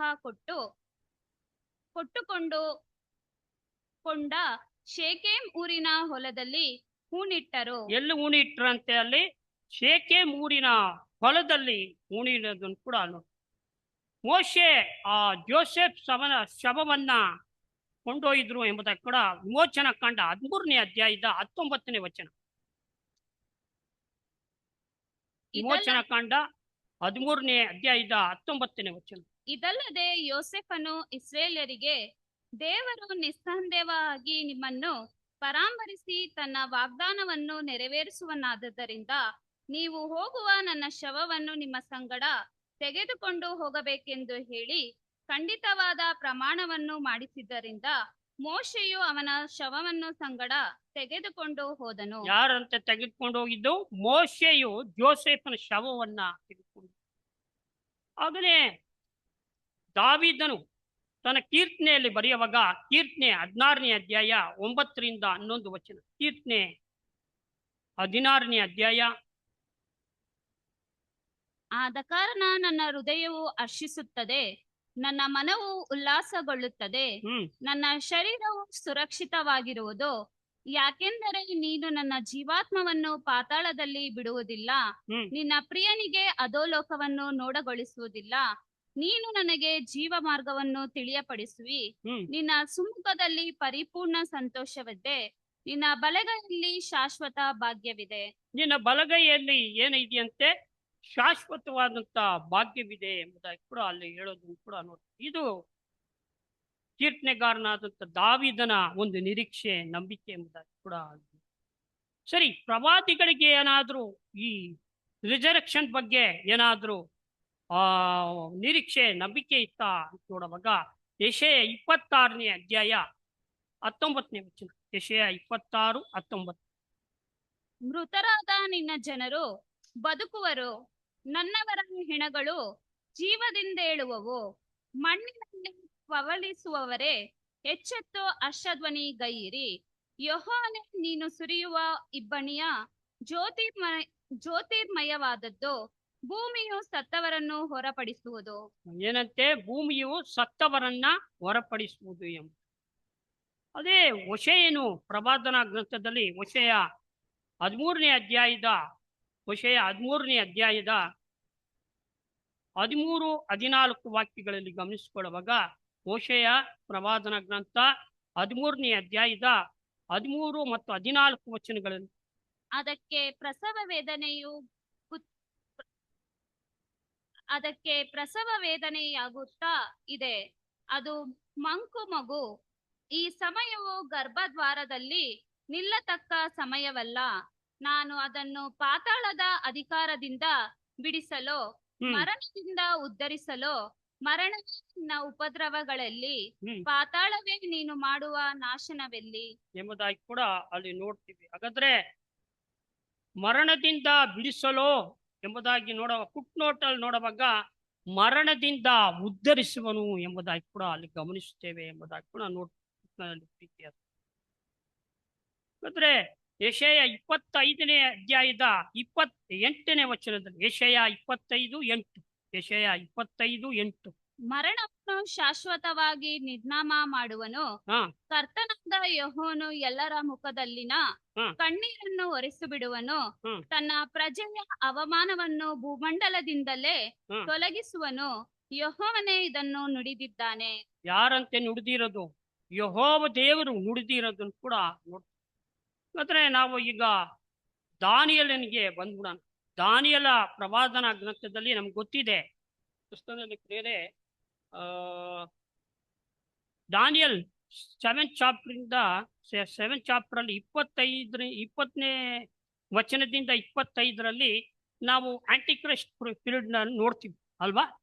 ಆಂಟಿಕ್ರೈಸ್ಟ್ ಪೀರಿಯಡ್ ನ ನೋಡ್ತೀವಿ. ನಾವೆಲ್ಲ ಗೊತ್ತಿರುವ ಹಾಗೆ ಆ 4ನೇ ಮೃಗದ ವಿಷಯವಾಗಿಯೂ ಅದರ ತಲೆಯ ಮೇಲನ 10 ಕೊಂಬುಗಳ ವಿಷಯವಾಗಿ ದಾನಿಯೇಲನು ಏನ್ ಮಾಡ್ತಾರೆ ಅಲ್ಲಿ ನೋಡ್ತಾರೆ. ಯಾವ ಕೊಂಬು ಮಳೆತು 3 ಕೊಂಬುಗಳನ್ನು ಬೀಳಿಸಿ ದೇವ ಭಕ್ತರಿಗೆ ಯುದ್ಧ ಮಾಡಿ ಮಹಾರುದ್ರನು ಆಯ್ತೆಂದು ಪರಾತ್ಮನ ಭಕ್ತರಾಗಿ ನ್ಯಾಯ ತೀರಿಸಿ ಅವರಿಗೆ ರಾಜ್ಯವನ್ನು ತೋರಿಸುವ ತನಕ ಅವರು ಗೆಲ್ಲುತ್ತಾ ಬಂದು ಕಣ್ಣು ಉಳ್ಳವನಾಗಿ ಬಾಯಿಂದ ಬಡಾಯಿ ಕೊಚ್ಚಿಕೊಳ್ಳುತ್ತಾ ಮಿಕ್ಕ ಕೊಂಬುಗಳಿಗಿಂತ ಬಿರುಸಾಗಿ ನೋಡುತ್ತಾ ಇತ್ತೋ ಆ ಕೊಂಬಿನ ವಿಷಯವಾಗಿ ಸತ್ಯಾರ್ಥವನ್ನು ತಿಳಿದುಕೊಳ್ಳಬೇಕಂತ ದಾವೀದನು ಏನ್ ಮಾಡ್ತಾರೆ, ವಿಚಾರಿಸ್ತಾರೆ ದೇವರ ಹತ್ರ. ಆಗ ದೇವರ ಆತ್ಮನು ದಾನಿಯೇಲನಿಗೆ ಆ 4ನೆಯ ಮೃಗವು ಲೋಕದಲ್ಲಿ ಉಂಟಾಗ್ತಕ್ಕಂಥ 4ನೆಯ ರಾಜ್ಯ, ಅದು ಮಿಕ್ಕ ರಾಜ್ಯಗಳಿಗಿಂತ ವಿಲಕ್ಷಣವಾಗಿ ಲೋಕವನ್ನೆಲ್ಲ ನುಗ್ಗಿ ತುಳಿದು ಚೂರು ಚೂರು ಮಾಡುವುದು. ಆ 10 ಕೊಂಬುಗಳ ವಿಷಯವಾಗಿ ಆ ರಾಜ್ಯದಲ್ಲಿ 10 ಮಂದಿ ಅರಸರು ಉಂಟಾಗುವರು. ಅವರ ತರುವಾಯ ಮತ್ತೊಬ್ಬನು ತಲೆದೋರುವನು. ಅವನು ಮುಂಚಿನ ಅರಸರಿಗಿಂತ ವಿಲಕ್ಷಣವಾಗಿ ಮೂವರು ಅರಸರನ್ನು ಅದುಮಿ ಬಿಡುತ್ತಾನೆ ಎಂಬುದಾಗಿ ಕೂಡ ಅಲ್ಲಿ ನೋಡಿ. ಪರಾತ್ಮನಿಗೆ ವಿರುದ್ಧವಾಗಿ ಕೊಚ್ಚಿಕೊಂಡು ಪರಾತ್ಮನ ಭಕ್ತರನ್ನ ಸವಿಸಿ ಕಟ್ಟಳೆಯ ಕಾಲಗಳನ್ನ ಧರ್ಮವಿಧಿಗಳನ್ನ ಮಾರ್ಪಡಿಸಲು ಮನಸ್ಸು ಮಾಡುವವನು ಆ ಭಕ್ತರು 1 ಕಾಲ 2 ಕಾಲ ಅರ್ಧ ಕಾಲ ಅವನ ಕೈವಶವಾಗುವುದು. ಈ ರೀತಿಯಾಗಿ ವಿವರಣೆ ಕೊಡ್ತಕ್ಕಂಥದ್ದು ಕೂಡ ನೋಡ್ಬೇಕು. ಕ್ರಿಸ್ತನಲ್ಲಿ ಸ್ನೇಹಿತರೆ, ಹಾಗಾದ್ರೆ ಈ 4ನೆಯ ಮೃಗ ಯಾವುದು? ಆ 4ನೆಯ ರಾಜ್ಯ ಯಾವುದು? ಆ 10 ಕೊಂಬುಗಳು ಯಾವುದು? ಆ 10 ಮಂದಿ ರಾಜರು ಯಾರು? ಅವರ ತರುವಾಯ ಮತ್ತೊಬ್ಬರು ತಲೆದೋರುವ ಅವನು ಮುಂಚಿನ ಅರಸರಿಗಿಂತ ವಿಲಕ್ಷಣವಾಗಿ 3 ಅರಸರನ್ನ ಅದುಮಿ ಬಿಡುವವನು ಯಾರು ಎಂಬುದಾಗಿ, ಇದರ ಅರ್ಥವೇನು, 1 ಕಾಲ 2 ಕಾಲ ಅರ್ಧ ಕಾಲ ಎಂಬುದಾಗಿ ಗಮನಿಸಿಕೊಳ್ಳುವಾಗ ಕೃಷ್ಣನಲ್ಲಿ ಸ್ನೇಹಿತರೆ ನಮ್ಮೆಲ್ಲರಿಗೆ ಗೊತ್ತಿದೆ. ಈ ಬೇಸಿಕ್ ಸ್ಟಡಿಯಲ್ಲಿ ನಮಗೆ ಇದೆಲ್ಲ ನಮ್ಗೆ ಹೇಳ್ಕೊಟ್ಟಿದೆ. 4ನೆಯ ಮೃಗ ಯಾವುದಂತ ನೋಡುವಾಗ ಪುರಾತನ ವಿಗ್ರಹಾರಾಧಕ ರೋಮ್ ಸಾಮ್ರಾಜ್ಯ ಎಂಬುದಾಗಿ ಕೂಡ ನೋಡ್ತೀವಿ ಅಲ್ವಾ? 4ನೇ ರಾಜ್ಯ ಯಾವುದು ಅಂದ್ರೆ ರೋಮ್ ಸಾಮ್ರಾಜ್ಯನೇ. 10 ಕೊಂಬುಗಳು ಯಾವುದು ಅಂತ ನೋಡುವಾಗ ಬಿಷಪ್ ಮತ್ತು ಪೋಪ್ ಸ್ಥಾನ ಮತ್ತು ಕೇಂದ್ರ ಕಚೇರಿ ಆಗಿರ್ತಕ್ಕಂಥ ಅವರ ಆಫೀಸ್ ಅಂತ ಕೂಡ ಅಲ್ಲಿ ನೋಡ್ತೀವಿ. 10 ಮಂದಿಯ ರಾಜ್ಯರು ಯಾರು ಅಂತ ನೋಡುವಾಗ ಯುರೋಪಿನಲ್ಲಿ ಇರ್ತಕ್ಕಂಥ ಒಕ್ಕೂಟ ಎಂಬುದಾಗಿ ಕೂಡ ನೋಡ್ತೀವಿ. ಅವರ ತರುವಾಯ ಮತ್ತೊಬ್ಬನು ತಲೆದೋರುವನು, ಅವನು ಮುಂಚಿನ ಅರಸನಿಗಿಂತ ವಿಲಕ್ಷಣವಾಗಿ 3 ಅರಸನನ್ನ ಅದು ಬಿಡುತ್ತಾನೆ. ಅವನು ಯಾರು ಅಂತ ನೋಡುವಾಗ ಪೋಪ್ ಕಾಲಮಾನದವರಲ್ಲಿ ಬಂದಂತ ಕ್ರೂರವಾದಂತ ಆಡಳಿತ, ಕರಪ್ಟ್ ಅಡ್ಮಿನಿಸ್ಟ್ರೇಷನ್ ಅಂತ ಕೂಡ ಅಲ್ಲಿ ನೋಡ್ತೀವಿ. ಒಂದು ಕಾಲ, ಎರಡು ಕಾಲ, ಅರ್ಧ ಕಾಲ ಏನಪ್ಪ ನಮಗೆ ಸೂಚನೆ ಆಗುತ್ತೆ ಅಂತ ನೋಡುವಾಗ, ಒಂದು ಕಾಲ 360 ವರ್ಷಗಳು, ಎರಡು ಕಾಲ 720 ವರ್ಷಗಳು, ಅರ್ಧ ಕಾಲ 180 ವರ್ಷಗಳು, ಒಟ್ಟಾರೆ 1260 ವರ್ಷಗಳಿಂದ 1799 ಕ್ರಿಸ್ತ ವಿರೋಧಿಯ ಆಡಳಿತ ಎಂಬುದಾಗಿ ಕೂಡ ಅಲ್ಲಿ ಗಮನಿಸಿಕೊಳ್ಳುತ್ತೆ. ಯಾಕೆ ಇದಕ್ಕೆ ರಿಸರ್ಕ್ಷನ್ಗೂ ಇದಕ್ಕೂ ಏನಪ್ಪ ಸಂಬಂಧ ಇದ್ರೆ ರಿಲೇಟಿವ್ ಇದೆ. ಹಾಗಾದ್ರೆ ಡ್ಯಾನಿಯಲ್ 12ನೇ ಅಧ್ಯಾಯದಲ್ಲಿ 11ರಿಂದ 12 ವಚನಗಳಲ್ಲಿ ನೋಡುವಾಗ, ನಿತ್ಯ ಹೋಮವು ನೀಗಿಸಲ್ಪಟ್ಟು ಹಾಳು ಮಾಡತಕ್ಕಂಥ ಅಸಹ್ಯ ವಸ್ತು ಪ್ರತಿಷ್ಠಿತವಾದ ಮೇಲೆ 1290 ದಿನಗಳು ಕಳೀಬೇಕು. ಅದು ಕಾದುಕೊಂಡಿದ್ದು 1335 ದಿನಗಳ ಕೊನೆಯ ಮಟ್ಟಿಗೆ ತಾಳಿರುವವನು ಧನ್ಯನು ಎಂಬುದಾಗಿ ಕೂಡ ಅಲ್ಲಿ ಏನು ಇದರ ಅರ್ಥ ಎಂಬುದಾಗಿ ನೋಡುವಾಗ, ಪಾಸ್ಟರ್ ರಸಲ್ ಅವರು ವಾಲ್ಯೂಮ್ಸ್ ಅಲ್ಲಿ 2nd ವಾಲ್ಯೂಮ್ ಅಲ್ಲಿ ಸ್ಟಡಿ 9 ಅಲ್ಲಿ ಆ ಹಿಸ್ಟ್ರಿ ರೆಫರೆನ್ಸ್ AD 539 ಪ್ಲಸ್ 1335 ಇದು ಎರಡನ್ನ ಕೂಡಿದ್ರೆ 1874 ಬರುತ್ತೆ. ಇದನ್ನ 1874ನ ಅಲ್ಲಿ ಒಂದು ಮುಖ್ಯವಾದಂತ ಡೇಟ್ ಎಂಬುದಾಗಿ ಕೂಡ ಹೇಳ್ತಾರೆ. ಹಾಗಾದ್ರೆ ಕ್ರಿಸ್ತನಲ್ಲಿ ಪ್ರಿಯರೇ, ನಮ್ಮ ರಕ್ಷಕರಾದ ಯೇಸು ಕ್ರಿಸ್ತರು AD 33 ನಿಶಾಂತ್ ತಿಂಗಳಿನ 16ನೇ ದಿನದಲ್ಲಿ, AD 33 ನಿಶಾಂತ್ ತಿಂಗಳಿನ 16ನೇ ದಿನದಲ್ಲಿ ಸ್ವಾಮಿಯ ಪುನರುತ್ಥಾನವಾಗುತ್ತೆ. ಪುನರುತ್ಥಾನವಾಗುವುದು ಮಾತ್ರವಲ್ಲದೆ ನಮಗೆ ಆಕ್ಟ್ಸ್ 10 ಚಾಪ್ಟರ್ 41 to 43 ಮತ್ತೆ 2nd ಚಾಪ್ಟರ್ 24ನೇ ವಚನ ಮತ್ತೆ 1 ಕೊರಿಂಥ್ಯ 15ನೇ ಅಧ್ಯಾಯದ 55ರಿಂದ 57 ವಚನ, ಈ 3 ಭಾಗಗಳನ್ನ ನಾವು ನೋಡುವಾಗ ಫಸ್ಟ್ ಆಗಿ ಅಪೊಸ್ತಲರ ಕೃತ್ಯಗಳು 10ನೇ ಅಧ್ಯಾಯ 41ರಿಂದ 43. ದೇವರು ಆತನನ್ನು 3ನೆಯ ದಿನದಲ್ಲಿ ಎಬ್ಬಿಸಿ ಪ್ರತ್ಯಕ್ಷನಾಗುವಂತೆ ಮಾಡಿದನು. ಆತನು ಎಲ್ಲರಿಗೆ ಪ್ರತ್ಯಕ್ಷನಾಗದೆ ದೇವರು ಮುಂಚಿತವಾಗಿ ಆರಿಸಿಕೊಂಡಿದ್ದ ಸಾಕ್ಷಿಗಳಾದ ನಮಗೆ ಪ್ರತ್ಯಕ್ಷನಾದನು. ಆತನು ಸತ್ತವರೊಳಗಿಂದ ಜೀವಿತನಾಗಿ ಎದ್ದು ಬಂದ ಮೇಲೆ ನಾವು ಆತನ ಸಂಗಡ ಅನ್ನಪಾನಗಳನ್ನು ತಕ್ಕೊಂಡೆವು. ಅಲ್ಲಿ ಅಪೊಸ್ತಲರು ಸಾಕ್ಷಿ ಹೇಳೋದನ್ನು ಕೂಡ ಅಲ್ಲಿ ನೋಡ್ತೀವಿ. ಅದೇ ಅಪೊಸ್ತಲರ ಕೃತ್ಯಗಳು 2ನೇ ಅಧ್ಯಾಯ 24ನೇ ವಚನದಲ್ಲಿ, ಆತನನ್ನು ದೇವರು ಮರಣ ವೇದನೆಗಳಿಂದ ಬಿಡಿಸಿ ಎಬ್ಬಿಸಿದನು. ಯಾಕೆಂದರೆ ಮರಣವು ಆತನನ್ನು ಹಿಡಿಕೊಂಡಿರುವುದು ಅಸಾಧ್ಯವಾಗಿತ್ತು.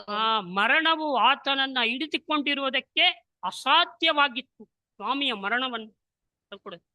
ಹಾಗಾದ್ರೆ 1 ಕೊರಿಂಥ್ಯ 15ನೇ ಅಧ್ಯಾಯದ 55, 57ರಲ್ಲಿ 15ನೇ ಅಧ್ಯಾಯದ 55, 57ರಲ್ಲಿ 55ರಿಂದ 57ನೇ ವಚನ, ಮರಣವಿನ ಜಯವೆಲ್ಲಿ, ಮರಣವಿನ ವಿಷದ ಕೊಂಡಿಯಲ್ಲಿ, ಮರಣದ ಕೊಂಡಿ ಪಾಪವೇ ಮತ್ತು ಪಾಪದ ಬಲಕ್ಕೆ ಆಧಾರವು ಧರ್ಮಶಾಸ್ತ್ರವೇ.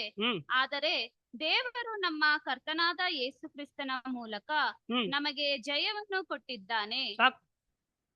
AD 33 ನಿಶಾಂತ್ ತಿಂಗಳಿನ 16ನೇ ದಿನದಲ್ಲಿ ಸ್ವಾಮಿಯ ಪುನರುತ್ಥಾನವಾಯಿತು. ಯಾವಾಗ ಅವರು ಜಿಡಿಮೆಗೆ ಜಡಿಯಲ್ಪಟ್ರೋ, ಯಾವಾಗ ಅಲ್ಲಿ ಪ್ರಾಣ ಬಿಟ್ಟರೋ ಆಗ್ಲೇ ಹೋಯ್ತು ವಿಷದ ಕೊಂಡಿ, ಪಾಪದ ಕೊಂಡಿ. ಸ್ವಾಮಿ ಏನ್ ಮಾಡಿದ್ರು? ಬ್ರೇಕ್ ಮಾಡಿದ್ರು ಎಂಬುದಾಗಿ ಕೂಡ ನೋಡ್ತೀವಿ.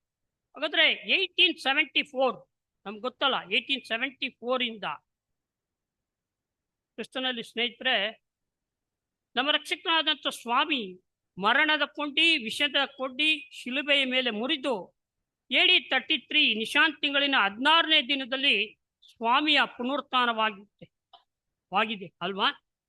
1874 ಇಂದ ಕ್ರಿಸ್ತನ ಭಕ್ತರಾಗಿ ಸಾಯುವವರು ಆಗಲೇ ರಿಸರ್ಕ್ಷನ್ ಆಗ್ತಲೇ ಇದ್ದಾರೆ.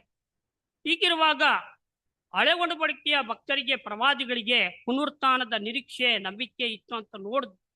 ಆದರೆ ಅವರಿಗೆ ಯಾವ ರಿಸರ್ಕ್ಷನ್ ಅಲ್ಲಿ ಬರ್ತಾರೆ ಅಂತ ನೋಡುವಾಗ ಪ್ರತಿಫಲ ಕೊಡ್ತಕ್ಕಂಥ ದೇವರ ಕೈಯಲ್ಲಿದೆ. ಪ್ರತಿಫಲ ದೇವರ ಕೈಯಲ್ಲಿದೆ, ನಮ್ಮ ಕೈಯಲ್ಲಿಲ್ಲ, ಅಥವಾ ಬೋಧನೆ ಮಾಡ್ತಕ್ಕಂಥ ಅವ್ರ ಕೈಗಳಲ್ಲಿ ಇಲ್ಲ. ಹಾಗಾದ್ರೆ ಹುಡುಕಿ ನೋಡಿದಾಗ ಅಪೊಸ್ತಲನಾದಂಥ ಪೌಲ್ರು ಪುನರುತ್ಥಾನದ ಆ ಒಂದು ಕ್ಲಾಸಸ್ ಬಗ್ಗೆ ಅಲ್ಲಿ ಹೇಳ್ಕೊಂಡ್ ಬರ್ತಾರೆ. 1 ಕೊರಿಂಥ್ಯ 15ನೇ ಅಧ್ಯಾಯದ 20ರಿಂದ 24ನೇ ವಚನ, 15, 24.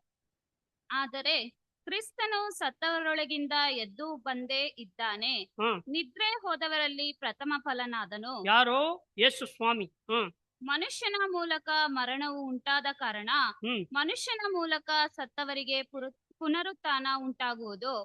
ಯಾವ ಪ್ರಕಾರ ಆದಾಮನ ಸಂಬಂಧದಿಂದ ಎಲ್ಲರೂ ಸಾಯುವವರಾದರೋ ಅದೇ ಪ್ರಕಾರ ಕ್ರಿಸ್ತನ ಸಂಬಂಧದಿಂದ ಎಲ್ಲರೂ ಜೀವಿತರಾಗುವರು. ಆದರೆ ಪ್ರತಿಯೊಬ್ಬನು ತನ್ನ ತನ್ನ ತರಗತಿಯಲ್ಲಿರುವನು. ಪ್ರತಿಯೊಬ್ಬನು ತನ್ನ ತನ್ನ ತರಗತಿಯಲ್ಲಿರ್ತಾರೆ. ಪ್ರವಾದಿಗಳು ಮತ್ತೆ ಹಳೆ ಒಡಂಬಡಿಕೆ ಭಕ್ತರು ಯಾವ ತರಗತಿಯಲ್ಲಿ ಬರ್ತಾರೋ ನಮ್ಗೆ ಗೊತ್ತಿಲ್ಲ. ಆದ್ರೆ ಒಂದು ತೀರ್ಪಾಗಿ ನಾವು ಹೇಳೋದಿಕ್ಕೆ ಸಾಧ್ಯ ಇಲ್ಲ. ಅಂದ್ರೆ ನಮ್ಮ ಪ್ರತಿಫಲ ಕೊಡ್ತಕ್ಕಂಥ ಅದು ದೇವರ ಕೈಯಲ್ಲಿ ಇದೆ ಎಂಬುದಾಗಿ ಕೂಡ ಕ್ರಿಸ್ತನು ಪ್ರಥಮ ಫಲ, ತರುವಾಯ ಕ್ರಿಸ್ತನ ಪ್ರತ್ಯಕ್ಷತೆಯಲ್ಲಿ ಆತನವರು ಎದ್ದು ಬರುವರು. ಆಮೇಲೆ ಆತನು ಬೇರೆ ಎಲ್ಲಾ ದೊರೆತನವನ್ನು ಎಲ್ಲಾ ಅಧಿಕಾರವನ್ನು ಬಲವನ್ನು ನಿವೃತ್ತಿ ಮಾಡಿ ತಂದೆಯಾಗಿರುವ ದೇವರಿಗೆ ರಾಜ್ಯವನ್ನು ಒಪ್ಪಿಸಿಕೊಡುವಾಗ ಸಮಾಪ್ತಿ ಎಂಬುದಾಗಿ ಕೂಡ ಅಲ್ಲಿ ನೋಡ್ತೇವೆ. ಕೃಷ್ಣನಲ್ಲಿ ಇದೆ. ಅಂದ್ರೆ ಸುವಾರ್ಥ ಯುಗದ ಅಂಚಿಗೆ ಪಾದದ ಅಂಗಗಳಿಗೆ ಈ ಅತಿ ಪರಿಶುದ್ಧವಾದಂತ ನಂಬಿಕೆಯ ಅಡಿಯಲ್ಲಿ ಪ್ರತಿಷ್ಠೆ ಮಾಡಿಕೊಂಡು ಯೇಸು ಸ್ವಾಮಿಯ ಹೆಜ್ಜೆ ಜಾಡಿನಲ್ಲಿ ನಡೆಯತಕ್ಕಂಥ ಭಕ್ತರಿಗೆ ಆಗ್ತಕ್ಕಂಥ ಪುನರುತ್ಥಾನದ ವಿಷಯವಾಗಿ ಅಲ್ಲಿ 1 ಕೊರಿಂಥ್ಯ 15ನೇ ಅಧ್ಯಾಯದ 50ರಿಂದ 54 ವಚನಗಳಲ್ಲಿ ಯಾವ ರೀತಿಯಾಗಿ ಪುನರುತ್ಥಾನ ಅವರು ಹೊಂದಿಕೊಳ್ತಾರೆ ಅಂತ ಕೂಡ ಹೇಳ್ತಾರೆ ನೋಡ್ರಿ. 1 ಕೊರಿಂಥ್ಯ 15ನೇ ಅಧ್ಯಾಯದ 50ರಿಂದ 54. ಸಹೋದರರೇ, ನಾನು ಹೇಳುವುದೇನೆಂದರೆ ರಕ್ತ ಮಾಂಸವು ದೇವರ ರಾಜ್ಯಕ್ಕೆ ಬಾಧ್ಯವಾಗಲಾರದು. ಲಯವಾಗುವ ವಸ್ತು ನಿರ್ಲಯ ಪದವಿಗೆ ಬಾಧ್ಯವಾಗುವುದಿಲ್ಲ. ಕೇಳಿರಿ, ಇದುವರೆಗೆ ಗುಪ್ತವಾಗಿದ್ದ ಸಂಗತಿಯನ್ನು ನಿಮಗೆ ತಿಳಿಸುತ್ತೇನೆ. ನಾವೆಲ್ಲರೂ ನಿದ್ರೆ ಹೋಗುವುದಿಲ್ಲ, ಆದರೆ ಕಡೆ ತುತ್ತೂರಿಯ ಧ್ವನಿಯಾಗುವಾಗ ನಾವೆಲ್ಲರೂ ಒಂದೇ ಕ್ಷಣದಲ್ಲಿ ರಪ್ಪೆ ಬಡಿಯುವಷ್ಟರೊಳಗಾಗಿ ಏನಂತೆ ಅಲ್ಲಿ ಗಮನಿಸಿ ವಾಕ್ಯನ. ನಾವೆಲ್ಲರೂ ಒಂದು ಕ್ಷಣದಲ್ಲೇ ರೆಪ್ಪೆ ಬಡೆಯಷ್ಟರೊಳಗಾಗಿ ಮಾರ್ಪಡಬೇಕು. ಇದು ಅತಿ ಪರಿಶುದ್ಧವಾದಂತ ನಂಬಿಕೆ ಅಡಿಯಲ್ಲಿ ಯೇಸು ಕ್ರಿಸ್ತರ ಹೆಜ್ಜೆ ಜಾಡಿಯಲ್ಲಿ ನಡೀತಕ್ಕಂಥ ಭಕ್ತರಿಗೆ. ಹಾಗಾದ್ರೆ ಸಮೀಪದಲ್ಲಿ ನಮ್ಮ ಭಕ್ತರು ಯಾರಾದ್ರೂ ಮರಣ ಹೊಂದಿರುವಾಗ ಇವರು ಇಂಥ ಇದಕ್ಕೆ ಹೋಗಿದ್ದಾರೆ ಎಂಬುದಾಗಿ ಹೇಳುವಾಗ ಅಂತ ಉದಾಹರಣೆಗಳು ನಮ್ಮಲ್ಲಿ ಮುಂದೆ ಬರ್ತವ ಎಂಬುದಾಗಿ ನೋಡುವಾಗ ಕೃಷ್ಣನ ಪ್ರಿಯರೇ, ಅದು ನಾವು ಗಮನಿಸ್ಕೊಳ್ಬೇಕಾಗುತ್ತೆ ಎಂಬುದಾಗಿ ಕೂಡ ಗಮನಿಸ್ಕೊಳುತ್ತೆ. ಹಾಗಾದ್ರೆ ಅತಿ ಪರಿಶುದ್ಧವಾದಂಥ ನಂಬಿಕೆಯಲ್ಲಿ ಒಡಂಬಡಿಕೆಯನ್ನು ಮಾಡಿಕೊಂಡು ಪ್ರತಿಷ್ಠೆ ಮಾಡಿಕೊಂಡು ಯೇಸು ಸ್ವಾಮಿ ಹೆಜ್ಜೆ ಜಾಡಿನಲ್ಲಿ ನಡೆಯತಕ್ಕಂಥ ಭಕ್ತರಿಗೆ ಆಗ್ತಕ್ಕಂಥ ಪುನರುತ್ಥಾನದ ವಿಷಯವಾಗಿ ಎಷ್ಟು ರೆಪ್ಪೆ ಬಿಟ್ಟಿದ ತಕ್ಷಣ ಅಲ್ಲಿ ಹೋಗಿ ಸೇರ್ತೀವಿ. ಅಂತ ಒಂದು ಪರಿಶುದ್ಧತೆಗೆ ದೇವರು ನಮ್ಮನ್ನ ಕರೆದಿರು ಎಂಬುದಾಗಿ ಕೂಡ ನೋಡ್ತೀವಿ. ಹಾಗೇನೆ ರೆವಲ್ಯೂಷನ್ 14 ಚಾಪ್ಟರ್ 13 ವರ್ಡ್ಸ್.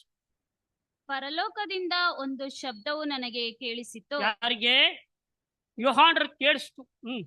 ಅದು ಇಂದಿನಿಂದ ಕರ್ತನ ಭಕ್ತರಾಗಿ ಸಾಯುವವರು ಧನ್ಯರು ಎಂಬುದಾಗಿ ಬರೆ ಎಂದು ನನಗೆ ಹೇಳಿತು. ಅದಕ್ಕೆ ಆತ್ಮನು, ಹೌದು, ಅವರು ಧನ್ಯರೇ. ಹೌದು, ಅವರು ಧನ್ಯರೇ. ಅವರ ಕಷ್ಟ ತೀರಿತು, ಅವರಿಗೆ ವಿಶ್ರಾಂತಿಯಾಗುವುದು, ಅವರ ಸುಕೃತ್ಯಗಳು ಅವರೊಡನೆ ಬರುವವು ಎಂದು ಹೇಳುತ್ತಾನೆ. ಹಾಗಾದ್ರೆ ಕೃಷ್ಣನಲ್ಲಿ ಪ್ರೀತಿಯ ಸಹೋದರ ಸಹೋದರಿಯರೇ, ಸುಕೃತ್ಯಗಳು ಅಂದ್ರೆ ಏನು? ಸುಕೃತ್ಯಗಳು ಅಂದ್ರೆ ಏನು? ಒಳ್ಳೆ ಕಾರ್ಯ, ವೆರಿ ಗುಡ್. ಆಮೇಲೆ ಕೇಳಿಸ್ತಾ ಇಲ್ಲ.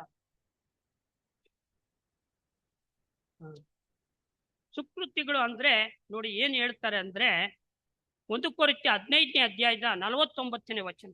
1 ಕೊರಿಂಥ್ಯ 15ನೇ ಅಧ್ಯಾಯದ 49ನೇ ವಚನ. ನಾವು ಮಣ್ಣಿನಿಂದ ಹುಟ್ಟಿದವನ ಸಾರೂಪ್ಯವನ್ನು ಧರಿಸಿಕೊಂಡಿರುವ ಪ್ರಕಾರ ಪರಲೋಕದಿಂದ ಬಂದಾತನ ಸಾರೂಪ್ಯವನ್ನು ಧರಿಸಿಕೊಳ್ಳಬೇಕು. ಏನಂತೆ? ನಾವು ಮಣ್ಣಿನಿಂದ ಹುಟ್ಟಿದ ಸಾರೂಪ್ಯವನ್ನು ಧರಿಸಿಕೊಂಡಿರುವ ಪ್ರಕಾರ ಪರಲೋಕದಿಂದ ಬಂದಾತನ ಸಾರೂಪ್ಯವನ್ನ ಧರಿಸಿಕೊಳ್ಬೇಕು. ಇವತ್ತು ಅಂಬಾನಿ ಕೂಡ ತುಂಬಾ ಇದ್ ಮಾಡ್ತಾ ಇದ್ದಾರೆ. ಇವತ್ತು ಸುಧಾಮೂರ್ತಿ ಇದ್ದಾರಲ್ಲ, ಕೋವಿಡ್ ಟೈಮಲ್ಲಿ ಸಿಕ್ಕಾಪಟ್ಟೆ ದಾನ ಧರ್ಮ ಬಲಗೈ ಕೊಟ್ಟಿದ್ದು ಎಡಗೈ ಕೊಟ್ಟಾಗಬಾರ್ದು ಅಂತ ಮಾಡಿದ್ದಾರೆ. ಇವತ್ತು ಮುಸಲ್ಮಾನರು ಇದ್ದಾರಲ್ಲ, ಅವರು ದಾನ ಧರ್ಮ ಮಾಡೋದ್ರಲ್ಲಿ ಬಹಳ ಪೀಕ್ ಲೆವೆಲ್ ಅಲ್ಲಿ ಇದ್ದಾರೆ, ಎತ್ತಿದ ಕೈಯಲ್ಲಿ ಇದ್ದಾರೆ. ಹಾಗಾದ್ರೆ ಏನು ಇದು ದಾನ ಧರ್ಮ ಮತ್ತೆ ಇದೆಲ್ಲ ಮಾಡ್ಬಿಟ್ರೆ ಕೃತ್ಯಗಳು ಆಗಿ ಬಂದ್ಬಿಡುತ್ತೆ ಅಂತ ನೋಡೋದು ಖಂಡಿತ ಇಲ್ಲ. ಅಲ್ಲಿ ಹೇಳ್ತಾರೆ ಅಪಸ್ನಾದಂತ ಪೌಡ್ರು ಸುಕೃತ್ಯಗಳು ಅಂದ್ರೆ ಪರಲೋಕದಿಂದ ಬಂದಾತನ ಸಾರೂಪ್ಯ. ಪರಲೋಕದಿಂದ ಬಂದಂಥವ್ರು ಯಾರು? ನಮ್ಮ ರಕ್ಷಕರಾದಂಥ ಯೇಸು ಕ್ರಿಸ್ತರು. ಪರಲೋಕದಿಂದ ಬಂದಂಥ ದೈವಿಕವಾದಂಥ ಜ್ಞಾನವನ್ನ ಪಡೆದಂಥವ್ರು ನಮ್ಮ ರಕ್ಷಕರಾದಂಥ ಯೇಸು. ಅವರ ಸಾರೂಪ್ಯವನ್ನ ಧರಿಸ್ಕೊಳ್ಬೇಕು.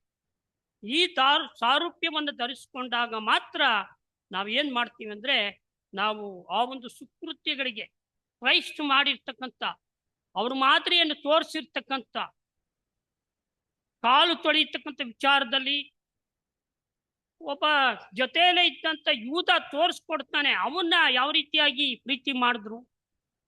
ಇದೆಲ್ಲ ಬರ್ದು ಇವೆಲ್ಲ ಅನುಭವಗಳನ್ನ ದಾಟಿ ಅವರು ತನ್ನ ತಂದೆ ಚಿತ್ತವನ್ನ ಮಾಡಿದ್ರು ಎಂಬುದಾಗಿ ಕೂಡ ನೋಡ್ತೀವಿ. ಆ ಒಂದು ಇಮೇಜ್ ಆಫ್ ಕ್ರೈಸ್ಟ್ ಅಂದ್ರೆ ಆ ಒಂದು ಯೇಸು ಕ್ರಿಸ್ತನ ಹೆಜ್ಜೆ ಜಾಡಿನ ಆ ಒಂದು ಸಾರೂಪ್ಯಕ್ಕೆ ನಮ್ಮನ್ನು ಕರೆದಿರೋದು. ಆ ಸಾರೂಪ್ಯ ನಾವು ಎಲ್ಲಿ ಸಂಸಾರ ಮಾಡೋದು, ಹೋಗಿ ಅಲ್ಲಿ ಸಂಸಾರ ಮಾಡ್ತೀವಿ. ತಾತ್ಕಾಲಿಕವಾಗಿರ್ತಕ್ಕಂಥದ್ದೆಲ್ಲ ಇಲ್ಲಿ ನಾವು ಏನ್ ನಡೆದುಕೊಳ್ಳುತ್ತೇವೋ ಅಲ್ಲಿ ಆಗೋದು ಎಂಬುದಾಗಿ ಕೂಡ ಗಮನಿಸ್ಕೊಳ್ತೀವಿ. ಹಾಗಾದ್ರೆ ಕೃಷ್ಣನಲ್ಲಿ ಸ್ನೇಹಿತರೆ, ದೇವರ ಸಂಕಲ್ಪ ಏನಿತ್ತು ನಮ್ಮ ಮೇಲೆ ಅಂತ ನೋಡುವಾಗ ರೋಮ 8ನೇ ಅಧ್ಯಾಯ 28ರಿಂದ 30ರಲ್ಲಿ ನೋಡ್ರಿ. ರೋಮ 8ನೇ ಅಧ್ಯಾಯ 28ರಿಂದ. ಇದಲ್ಲದೆ ದೇವರ ಸಂಕಲ್ಪದ ಮೇರೆಗೆ ಕರೆಯಲ್ಪಟ್ಟು ಆತನನ್ನು ಪ್ರೀತಿಸುವವರ ಹಿತಕ್ಕಾಗಿ ಎಲ್ಲಾ ಕಾರ್ಯಗಳು ಅನುಕೂಲವಾಗುತ್ತವೆ ಎಂದು ನಮಗೆ ಗೊತ್ತದೆ. ಯಾಕೆಂದರೆ ದೇವರು ತನ್ನ ಮಗನಿಗೆ ಅನೇಕ ಮಂದಿ ಸಹೋದರರಿದ್ದು ಅವರಲ್ಲಿ ಆತನೇ ಹಿರಿಯನಾಗಿರಬೇಕೆಂದು ಉದ್ದೇಶಿಸಿ ತಾನು ಯಾರನ್ನು ತನ್ನವರೆಂದು ಮೊದಲು ತಿಳುಕೊಂಡನೋ ಅವರನ್ನು ತನ್ನ ಮಗನ ಸಾರೂಪ್ಯವುಳ್ಳವರಾಗುವುದಕ್ಕೆ ಮೊದಲೇ ನೇಮಿಸಿದನು. ಮತ್ತು ಯಾರನ್ನು ಮೊದಲು ನೇಮಿಸಿದನೋ ಅವರನ್ನು ಕರೆದನು, ಯಾರನ್ನು ಕರೆದನೋ ಅವರನ್ನು ನೀತಿವಂತರೆಂದು ನಿರ್ಣಯಿಸಿದನು, ಯಾರನ್ನು ನೀತಿವಂತರೆಂದು ನಿರ್ಣಯಿಸಿದನೋ ಅವರನ್ನು ಮಹಿಮಾ ಪದವಿಗೆ ಸೇರಿಸಿದನು. ಮೈಕ್ ಕರೆಕ್ಟ್ ಹಂಗಿತ್ತು, ಸ್ಟ್ರೈಟ್ ಆಗಿ ಕೂತ್ಕೊಂಡು. ಹಾಗಾದ್ರೆ ಕೃಷ್ಣನಲ್ಲಿ ಪ್ರೀತಿಯ ಸಹೋದರ ಸಹೋದರಿಯರೇ, ಈ ಒಂದು ಸಾರೂಪ್ಯಕ್ಕೆ ನಂಬಿಕೆಯಿಂದ ನೀತಿವಂತರಾದ ಕಾರಣ ನಾವು ನೀತಿವಂತಿಕೆಯನ್ನ ಪಡೆದುಕೊಂಡಿದ್ದೇವೆ. ಆ ನೀತಿಯಲ್ಲಿ ಅಲ್ಲಿಗೆ ನಿಲ್ಲದೆ ಯಾರನ್ನ ಕರೆದ್ರೋ ಅವರನ್ನ ನೀತಿವಂತರಾಗಿ ನಿರ್ಣಯ ಮಾಡ್ತಾರೆ. ಯಾರನ್ನ ನೀತಿವಂತರಾಗಿ ನಿರ್ಣಯ ಮಾಡ್ತಾರೋ ಅವರನ್ನ ಮಹಿಮಾ ಪದಕ್ಕೆ ಸೇರಿಸಿದನು ಎಂಬುದನ್ನು ಕೂಡ ನೋಡ್ತೀವಿ. ಅಂದ್ರೆ ದೇವರ ಸಾರೂಪ್ಯಕ್ಕೆ ಈ ರೀತಿಯಾಗಿ ಬರೋದನ್ನು ಕೂಡ ಅಲ್ಲಿ ನೋಡ್ತೀವಿ ಕೃಷ್ಣನಲ್ಲಿ ಪ್ರಿಯರೇ. ಕೊಲೋಸಿ 3ನೇ ಅಧ್ಯಾಯ 5ರಿಂದ 10 ವಚನ. ಆದುದರಿಂದ ನಿಮ್ಮಲ್ಲಿರುವ ಭೂ ಸಂಬಂಧವಾದ ಭಾವಗಳನ್ನು ಸಾಯಿಸಿರಿ. ಜಾರತ್ವ, ಬಂಡುತನ, ಕಾಮಾಭಿಲಾಷೆ, ದುರಾಶೆ, ವಿಗ್ರಹಾರಾಧನೆಗೆ ಸಮವಾಗಿರುವ ಲೋಭ ಇವುಗಳನ್ನು ವಿಸರ್ಜಿಸಿ ಬಿಡಿರಿ. ಇವುಗಳು ನಿಮಿತ್ತ ದೇವರ ಕೋಪವು ಉಂಟಾಗುತ್ತದೆ. ಪೂರ್ವದಲ್ಲಿ ನೀವು ಸಹ ಈ ದುರ್ಭಾವಗಳನ್ನು ಅಧೀನದಲ್ಲಿದ್ದು ಈ ಕೆಲಸಗಳನ್ನು ನಡೆಸುತ್ತಿದ್ದೀರಿ. ಈಗಲಾದರೂ ಕ್ರೋಧ, ಕೋಪ, ಮತ್ಸರ, ದೂಷಣೆ, ಬಾಯಿಂದ ಹೊರಡುವ ದುರ್ಭಾಷೆ ಇವುಗಳನ್ನು ವಿಸರ್ಜಿಸಿ ಬಿಡಿರಿ. ಒಬ್ಬರಿಗೊಬ್ಬರು ಸುಳ್ಳಾಡಬೇಡಿರಿ. ನೀವು ಪೂರ್ವ ಸ್ವಭಾವವನ್ನು ಅದರ ಕೃತ್ಯಗಳ ಕೂಡ ತೆಗೆದಿಟ್ಟು ನೂತನ ಸ್ವಭಾವವನ್ನು ಧರಿಸಿಕೊಂಡಿದ್ದೀರಲ್ಲವೇ? ಈ ಸ್ವಭಾವವು ಅದನ್ನು ಸೃಷ್ಟಿಸಿದಾತನ ಹೋಲಿಕೆಯ ಮೇರೆಗೆ ದಿನೇ ದಿನೇ ನೂತನವಾಗುತ್ತಾ ಪೂರ್ಣ ಜ್ಞಾನವನ್ನು ಉಂಟು ಮಾಡುತ್ತದೆ. ಪೂರ್ಣ ಜ್ಞಾನಕ್ಕೆ ಹೋಗುತ್ತೆ ನೂತನ ಸೃಷ್ಟಿಯ ಸ್ವಭಾವ. ಆ ನೂತನ ಸೃಷ್ಟಿಯ ಸ್ವಭಾವಗಳನ್ನ ನಾವು ಧರಿಸ್ಕೊಳ್ಬೇಕಾದ್ರೆ ಮರಣ ವೇದನೆಗಳನ್ನ ಪಡೆಯುತ್ತೇವೆ, ಗರ್ಭ ವೇದನೆಗಳನ್ನ ಪಡೆಯುತ್ತೇವೆ ಅಂತ ಕೂಡ ಹೋದ್ರೆ ಅದಕ್ಕೆ ಆ ನೂತನ ಪ್ರಧಾನ ಗುಣ ಆದಂತ ನಂಬಿಕೆ, ನಿರೀಕ್ಷೆ, ಪ್ರೀತಿ ಇದನ್ನ ಅಭ್ಯಾಸ ಮಾಡಿಕೊಡ್ರಿ ಎಂಬುದಾಗಿ ಕೂಡ 1 ಕೊರಿಂಥ್ಯ 14ನೇ ಅಧ್ಯಾಯದ 1ನೇ ವಚನದಲ್ಲಿ ನಾವು ನೋಡ್ತೀವಿ. ಇದು ಅನುದಿನದ ಪರಲೋಕದ ಮನ್ನಾ ಫೆಬ್ರವರಿ 15 ಓದುವಂತೆ ಕೇಳ್ಕೊಳ್ತೇನೆ.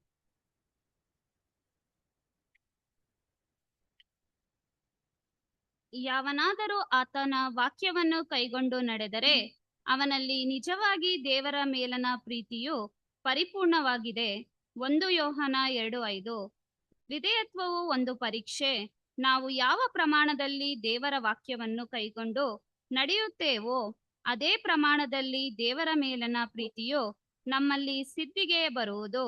ನಾವು ಕ್ರಿಸ್ತನ ಮನಸ್ಸನ್ನು ಸ್ವೀಕರಿಸಿದ್ದರೆ, ಅಂದರೆ ಪವಿತ್ರಾತ್ಮನು ಅಥವಾ ದೇವರ ಆತ್ಮ ಅಥವಾ ಶಕ್ತಿ ನಮ್ಮಲ್ಲಿದ್ದರೆ, ಅದರಿಂದಾಗುವ ಪರಿಣಾಮವೇನೆಂದರೆ ದೇವರ ಚಿತ್ತ ಹಾಗೂ ಆತನ ಇಚ್ಛೆಯನ್ನು ನಮ್ಮ ಸಾಮರ್ಥ್ಯಕ್ಕೆ ಅನುಸಾರವಾಗಿ ನೆರವೇರಿಸಲು ಸಾಧ್ಯವಾಗುತ್ತದೆ. ಈ ಸಾಮರ್ಥ್ಯವು ಚುಚ್ಚು ತಪ್ಪದೆ ವರ್ಷದಿಂದ ವರ್ಷಕ್ಕೆ ನಾವು ಪುನರುತ್ಥಾನದಲ್ಲಿ ನೂತನ ದೇಹವನ್ನು ಏನ್ ಪಡೆಯುವವರೆಗೆ ಹೇಳ್ತಾರೆ ಅಲ್ಲಿ? ವರ್ಷದಿಂದ ವರ್ಷಕ್ಕೆ ನೂತನ ದೇಹವನ್ನು ಪಡೆಯುವವರಾಗಿ ವೃದ್ಧಿಯಾಗಿರುತ್ತೇವೆ. ವರ್ಷದಿಂದ ವರ್ಷಕ್ಕೆ ನಾವು ಪುನರುತ್ಥಾನದಲ್ಲಿ ಹಾ ನೂತನ ದೇಹವನ್ನು ಹಾ ಪಡೆಯುವವರೆಗೆ ಹಾ ವೃದ್ಧಿಯಾಗಿರುತ್ತಿರಬೇಕು. ಹಾ ಈಗಿನ ಸ್ಥಿತಿಯಲ್ಲಿ ಪರಿಪೂರ್ಣತೆಯ ಮಟ್ಟವನ್ನು ಹ್ಮ್ ತಲುಪಲು ಸಾಧ್ಯವಿಲ್ಲದೆ ಇದ್ದರೂ ನಮ್ಮ ಮನಸ್ಸು ಹಾಗೂ ನಮ್ಮ ಚಿತ್ತವನ್ನು ಕರ್ತನಲ್ಲಿ ಹ್ಮ್ ಲೀನಗೊಳಿಸಿ ಹ್ಮ್ ಆತನ ಅನ್ಯೋನ್ಯತೆಯಲ್ಲಿ ನಡೆಯುವುದು ಹ್ಮ್ ಪರಿಣಾಮಕಾರಿಯಾಗಿರುತ್ತದೆ. 1 ಯೋಹಾನ 1:7. ಹಾ ಈ ರೀತಿಯಾಗಿ ಅನುದಿನದ ಪರಲೋಕದ ಫೆಬ್ರವರಿ 15ರಲ್ಲಿ ನಾವು ಈ ರೀತಿಯಾಗಿ ನೋಡ್ತೇವೆ ಎಂಬುದಾಗಿ ಕೂಡ ನೋಡ್ತೇವೆ. ಅದಕ್ಕಾಗಿಯೇ ನಾವು ಸತ್ಯವೇದ ಎಂಬತಕ್ಕಂಥ ಕನ್ನಡಿಯಿಂದ ಪ್ರತಿದಿನ ನಾವು ನೋಡ್ಕೊಬೇಕು. ಸತ್ಯವೇದ ಎಂಬತಕ್ಕಂಥ ಕನ್ನಡಿಯಿಂದ ನಾವು ಪ್ರತಿದಿನ ನೋಡ್ಕೊಬೇಕು. ಯಾಕೋಬ 1ನೇ ಅಧ್ಯಾಯ 22ರಿಂದ 27ನೇ ವಚನದಲ್ಲಿ ಓದ್ತೇವೆ ನೋಡ್ರಿ. ಅದನ್ನ ವಾಕ್ಯದ ಪ್ರಕಾರ ನಡೆಯುವವರಾಗಿರಿ, ಹಾ ಅದನ್ನು ಕೇಳುವವರು ಮಾತ್ರವೇ ಆಗಿದ್ದು ಹ್ಮ್ ನಿಮ್ಮನ್ನು ನೀವೇ ಮೋಸಗೊಳಿಸಬೇಡಿರಿ. ಹ್ಮ್ ಯಾವನಾದರೂ ವಾಕ್ಯವನ್ನು ಕೇಳುವವನಾದರೂ ಹ್ಮ್ ಅದರ ಪ್ರಕಾರ ನಡೆದಿದ್ದರೆ ಅವನು ಕನ್ನಡಿಯಲ್ಲಿ ತನ್ನ ಹುಟ್ಟುಮುಖವನ್ನು ನೋಡಿದ ಮನುಷ್ಯನಂತಿರುವನು. ಇವನು ತನ್ನನ್ನು ನೋಡಿಕೊಂಡು ಹೋಗಿ ಹ್ಮ್ ತಾನು ಹೀಗಿದ್ದೇನೆಂಬುದನ್ನು ಹ್ಮ್ ಆ ಕ್ಷಣವೇ ಮರೆತು ಬಿಡುವನು. ಹ್ಮ್ ಆದರೆ ಬಿಡುಗಡೆಯನ್ನುಂಟು ಮಾಡುವ ಸರ್ವೋತ್ತಮನ ಧರ್ಮ ಪ್ರಮಾಣವನ್ನು ಲಕ್ಷ್ಯ ಕೊಟ್ಟು ನೋಡಿ ಇನ್ನೂ ನೋಡುತ್ತಲೇ ಇರುವವನನ್ನು ಹ್ಮ್ ವಾಕ್ಯವನ್ನು ಕೇಳಿ ಮರೆತು ಹೋಗುವನಾಗಿರದೆ ಅದರ ಪ್ರಕಾರ ನಡೆಯುವನಾಗಿದ್ದು ತನ್ನ ನಡತೆಯಿಂದ ಧನ್ಯನಾಗುವನು. ಏನಂತೆ? ತನ್ನ ನಡತೆಯಿಂದ ಧನ್ಯನು. ಇದು ಇಕ್ಕಟ್ಟಾದ ಮಾರ್ಗ ಎಂಬುದಾಗಿ ಕೂಡ ಅಲ್ಲಿ ನೋಡಿ. ಇದು ದೇವರ ವಾಕ್ಯ ಎಂಬತಕ್ಕಂಥ ಕನ್ನಡಿಯಿಂದ ಪ್ರತಿ ನಿಮಿಷ ಪ್ರತಿ ಗಳಿಗೆ ನಮಗೆ ಕೆಟ್ಟ ಆಲೋಚನೆಗಳು, ಕೆಟ್ಟ ಒಂದು ಭಾವನೆಗಳು, ಕಣ್ಣಿನ ದೃಷ್ಟಿಗಳು ಮನಸ್ಸಿನ ಮೇಲೆ ಲೆಕ್ಕಾಚಾರ ಆಗಿ ಅಲ್ಟಿಮೇಟ್ ಆಗಿ ನಮ್ಗೇನಾಗುತ್ತೆ ಅಂದ್ರೆ ಮನಸ್ಸಿನಲ್ಲಿ ಇರ್ತಕ್ಕಂಥ ಭಾವನೆಗಳಿಂದ ನಿಮಿತ್ತವಾಗಿ ನಮ್ಮ ನಡವಳಿಕೆಗಳು ಆಗ್ತವೆ ಅಲ್ವಾ? ಬಿದ್ದೋಗಿರೋ ಸ್ವಭಾವ ಆಗಿರುವಾಗ ದೇವರ ವಾಕ್ಯಕ್ಕೆ ಮನಸ್ಸು ಕೊಟ್ಟು ನಾವು ದೇವರ ವಾಕ್ಯ ಎಂಬತಕ್ಕಂಥ ಕನ್ನಡಿಯಲ್ಲಿ ಪ್ರತಿ ನಿಮಿಷ ಪ್ರತಿ ಗಡಿಯಲ್ಲಿ ತಾಕುತ್ತೆ ನಮ್ಮನ್ನ. ಶರೀರ, ಲೋಕ, ಸೈತಾನ, ಕಣ್ಣಿಗೆ ಕಾಣದೇ ಇರ್ತಕ್ಕಂಥ ಸೈತಾನ, ಅದು ಬೇರೆಯವ್ರಿಗೆ ಗೊತ್ತಿರಲ್ಲ. ಅದು ಸತ್ಯ ಮಕ್ಕಳಾಗಿರ್ತಕ್ಕಂಥ ನಮಗ್ ಗೊತ್ತಾಗುತ್ತೆ.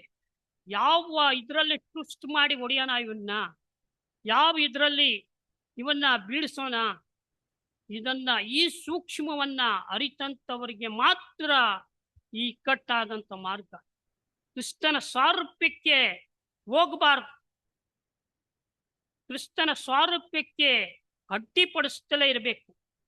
ಕ್ರಿಸ್ತನ ಸಾರೂಪ್ಯಕ್ಕೆ ಒಂದು ಏನಂತೆ ಅಡೆಕಲ್ಲು, ಸ್ಟಂಬ್ಲಿಂಗ್ ಬ್ಲಾಕ್ ಆಗಿರ್ಬೇಕು. ಕ್ರಿಸ್ತನ ಸಾರೂಪ್ಯಕ್ಕೆ ಬರ್ತಕ್ಕಂಥ ಮಕ್ಕಳಿಗೆ ಆ ಪ್ರೀತಿಯಿಂದಲೇ ಅವರಿಗೆ ಏನ್ ಮಾಡ್ಬೇಕಂದ್ರೆ ಒಂದು ಕನ್ನಿಂಗ್ ಆಗಿ ಇದು ಮಾಡಬೇಕು. ಈ ರೀತಿಯಾದಂಥ ಸ್ವಭಾವಗಳನ್ನ ನಾವು ಬಿಟ್ಟು ಬಿಡಬೇಕು ಅಂತ. ಅದಕ್ಕೆ ಪ್ರೀತಿಯನ್ನು ಅಭ್ಯಾಸ ಮಾಡ್ರಿ. ನಿಷ್ಕಪಟವಾದಂಥ ಪ್ರೀತಿ, ಯಾರಿಂದಲೂ ನಿರೀಕ್ಷೆ ಪಡದೇ ಇರ್ತಕ್ಕಂಥ ಪ್ರೀತಿ. ನಮ್ಮ ದೇವರು ನಮ್ಮ ರಕ್ಷಕರಾದಂಥ ಯೇಸು ಕ್ರಿಸ್ತರ ಇವರ ಪ್ರೀತಿ ಮೇಲೆ ನಮ್ಮ ಜೀವನವನ್ನ ಕಟ್ಟಿಕೊಳ್ಬೇಕಾಗುತ್ತೆ.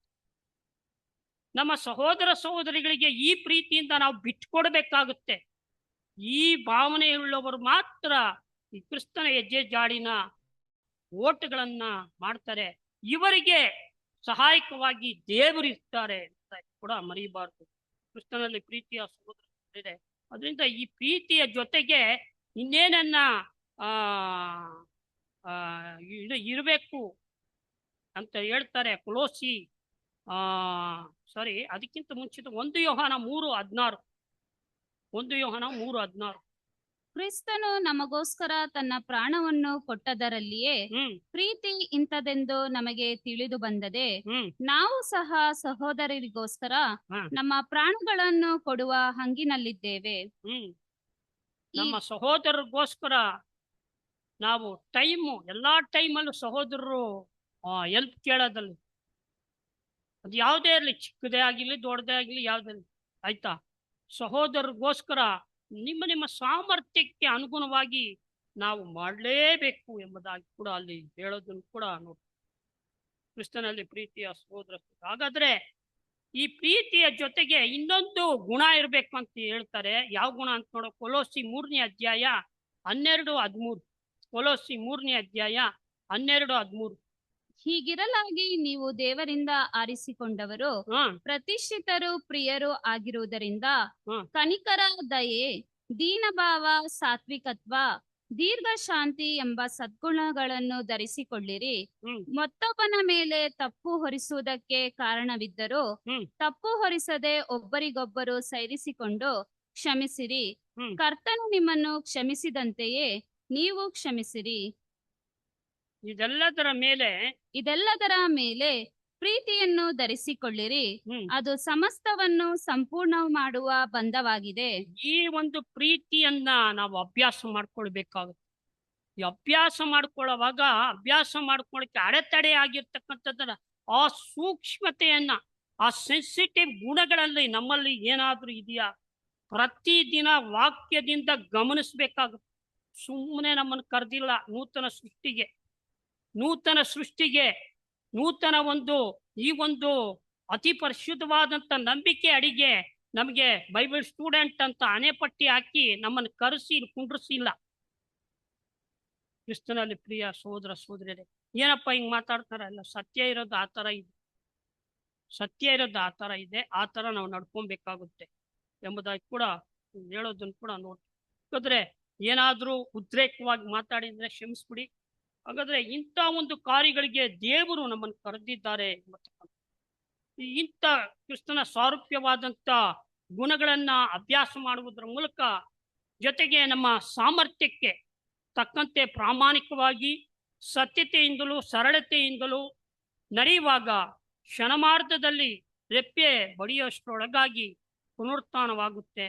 ದೇವರು ಈ ವಾಕ್ಯಗಳನ್ನು ಆಶೀರ್ವದಿಸಲಿ. ಅವಕಾಶವನ್ನು ಕೊಟ್ಟಂತ ತಂದೆ ಯೆಹೋವ ದೇವರಿಗೆ, ಯೇಸು ಸ್ವಾಮಿಯ ಮೂಲಕವಾಗಿ ಸ್ತುತಿ ಸ್ತೋತ್ರವನ್ನು ಸಲ್ಲಿಸ್ತಾ, ಸಭೆ ಹಿರಿಯರಿಗೆ, ಸಭೆಯಾಗಿ ಕೂಡಿ ಬಂದಿರತಕ್ಕಂಥ ಪರಿಶುದ್ಧ ದೇವಜನರಿಗೆ ನನ್ನ ವಂದನೆ. ಆಮೇಲೆ ರಿಸರೆಕ್ಷನ್ ಅನ್ನೋ ವಿಷಯದ ಬಗ್ಗೆ ನಾವು ಧ್ಯಾನ ಮಾಡಿದ್ದೇವೆ. ಅದರ ನಾವು ಜವಾಬ್ದಾರಿಯನ್ನು ತಿಳಿದುಕೊಂಡಿದ್ದೇವೆ. ಆದ ಕಾರಣ ನಾವು ಈ ಒಂದು ವಾರದಲ್ಲಿ ಕೇಳಿದ ವಾಕ್ಯದ ಪ್ರಕಾರ ನಾವು ನಮ್ಮನ್ನು ಇನ್ನೂ ಹೆಚ್ಚಾಗಿ ನಾವು ಪರೀಕ್ಷಿಸಿಕೊಂಡು ಆ ಒಂದು ಗುಣಗಳಲ್ಲಿ ನಡೆಯುವಂತೆ ದೇವರು ನಮಗೆ ಸಹಾಯ ಮಾಡಲಿ. ಈ ಒಂದು ವಾಕ್ಯ ಸಂದೇಶ ನೀಡಿದಕ್ಕಾಗಿ ನಾಗರಾಜಗೆ, ಅವರ ಕುಟುಂಬಕ್ಕಾಗಿ ಇನ್ನೂ ಪ್ರಾರ್ಥನೆ ಮಾಡ್ಕೊಳ್ಳೋಣ. ಅವರು ದೇವರ ಸುವಾರ್ತೆಯನ್ನು ಮಾಡುವ ರೀತಿಯಲ್ಲಿ ನಾವು ಪ್ರಾರ್ಥನೆ ಮಾಡ್ಕೊಂಡು ಬಿಟ್ಕೊಳ್ತೀನಿ. ಈ ಕಡೆದಾಗಿ ಒಂದು ಕೂಡ ಮುಕ್ತಾಯ ಮಾಡುವ ಹಾಗೆ ನಾವು ಹಾಡುವ ಕೀರ್ತನೆಗಳಲ್ಲಿ 19ನೇ ಕೀರ್ತನೆ ಹಾಡೋಣ. ಹಾಡುವ ಕೀರ್ತನೆಗಳಲ್ಲಿ 19ನೇ ಕೀರ್ತನೆ, ಲಿರಿಕ್ ನಂಬರ್ 19.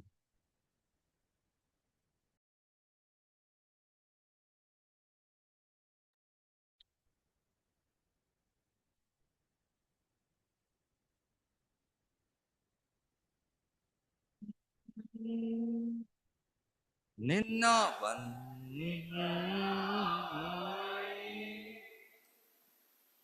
ಕುಂದದೆ ಕೀರ್ತಿಸಿ ಎಂದಿಗೂ ಹಾಡು ಬಾಂಧವಯ್ಯ, ಬಾಂಧು ಬಜಿಪೆವಯ್ಯ. ಸುಂದರ ರಕ್ಷಕನೇ, ನಿನ್ನ ವಂದಿತ ನಾಮವನೇ ಕುಂದದೆ ಕೀರ್ತಿಸಿ ಎಂದಿಗೂ ಹಾಡುತ್ತ ಬಾಂಧು ಭಜಿಪೆವಯ್ಯ, ಬಾಂಧು ಭಜಿಪೆವಯ್ಯ. ನರರೊಳಲೈಪತಿಯೇ ನೀ ಪರಿಮಳ ವಾಸನೆಯೇ, ನರರೊಳಲೈಪತಿಯೇ ನೀ ಪರಿಮಳ ವಾಸನೆಯೇ. ಧರಣಿಯ ಭಕ್ತರ ಸ್ಮರಣೆಗೆ ಯೋಗ್ಯನ್ ನಿರುತವು ಸದ್ಗುರುವೇ, ನಿರುತವು ಸದ್ಗುರುವೇ. ಸುಂದರ ರಕ್ಷಕನೇ, ನಿನ್ನ ವಂದಿತ ನಾಮವನೇ ಕುಂದದೆ ಕೀರ್ತಿಸಿ ಎಂದಿಗೂ ಹಾಡುತ್ತ ಬಾಂಧು ಭಜಿಪೆವಯ್ಯ, ಬಾಂಧು ಭಜಿಪೆವಯ್ಯ. ಸಾಯದ ನರವರನೇ ನೀ ಗಾಯವ ಮಾಡಿಪನೇ, ಸಾಯದ ನರವರನೇ ನೀ ಗಾಯವ ಮಾಡಿಪನೇ. ಮಾಯದ ಜಗದಲ್ಲಿ ನಿಯಮಗಾಶ್ರಯ ಕಾಯೋ ವಿಮೋಚಕನೇ, ಕಾಯೋ ವಿಮೋಚಕನೇ. ಸುಂದರ ರಕ್ಷಕನೇ, ನಿನ್ನ ವಂದಿತ ನಾಮವನೇ ಕುಂದದೆ ಕೀರ್ತಿಸಿ ಎಂದಿಗೂ ಹಾಡುತ್ತ ಬಾಂಧು ಭಜಿಪೆವಯ್ಯ, ಬಾಂಧು ಭಜಿಪೆವಯ್ಯ. ಪರಮದಯಾಕರನೇ ನೀ ಧರಣಿಯ ಭಾಸ್ಕರನೇ, ಪರಮದಯಾಕರನೇ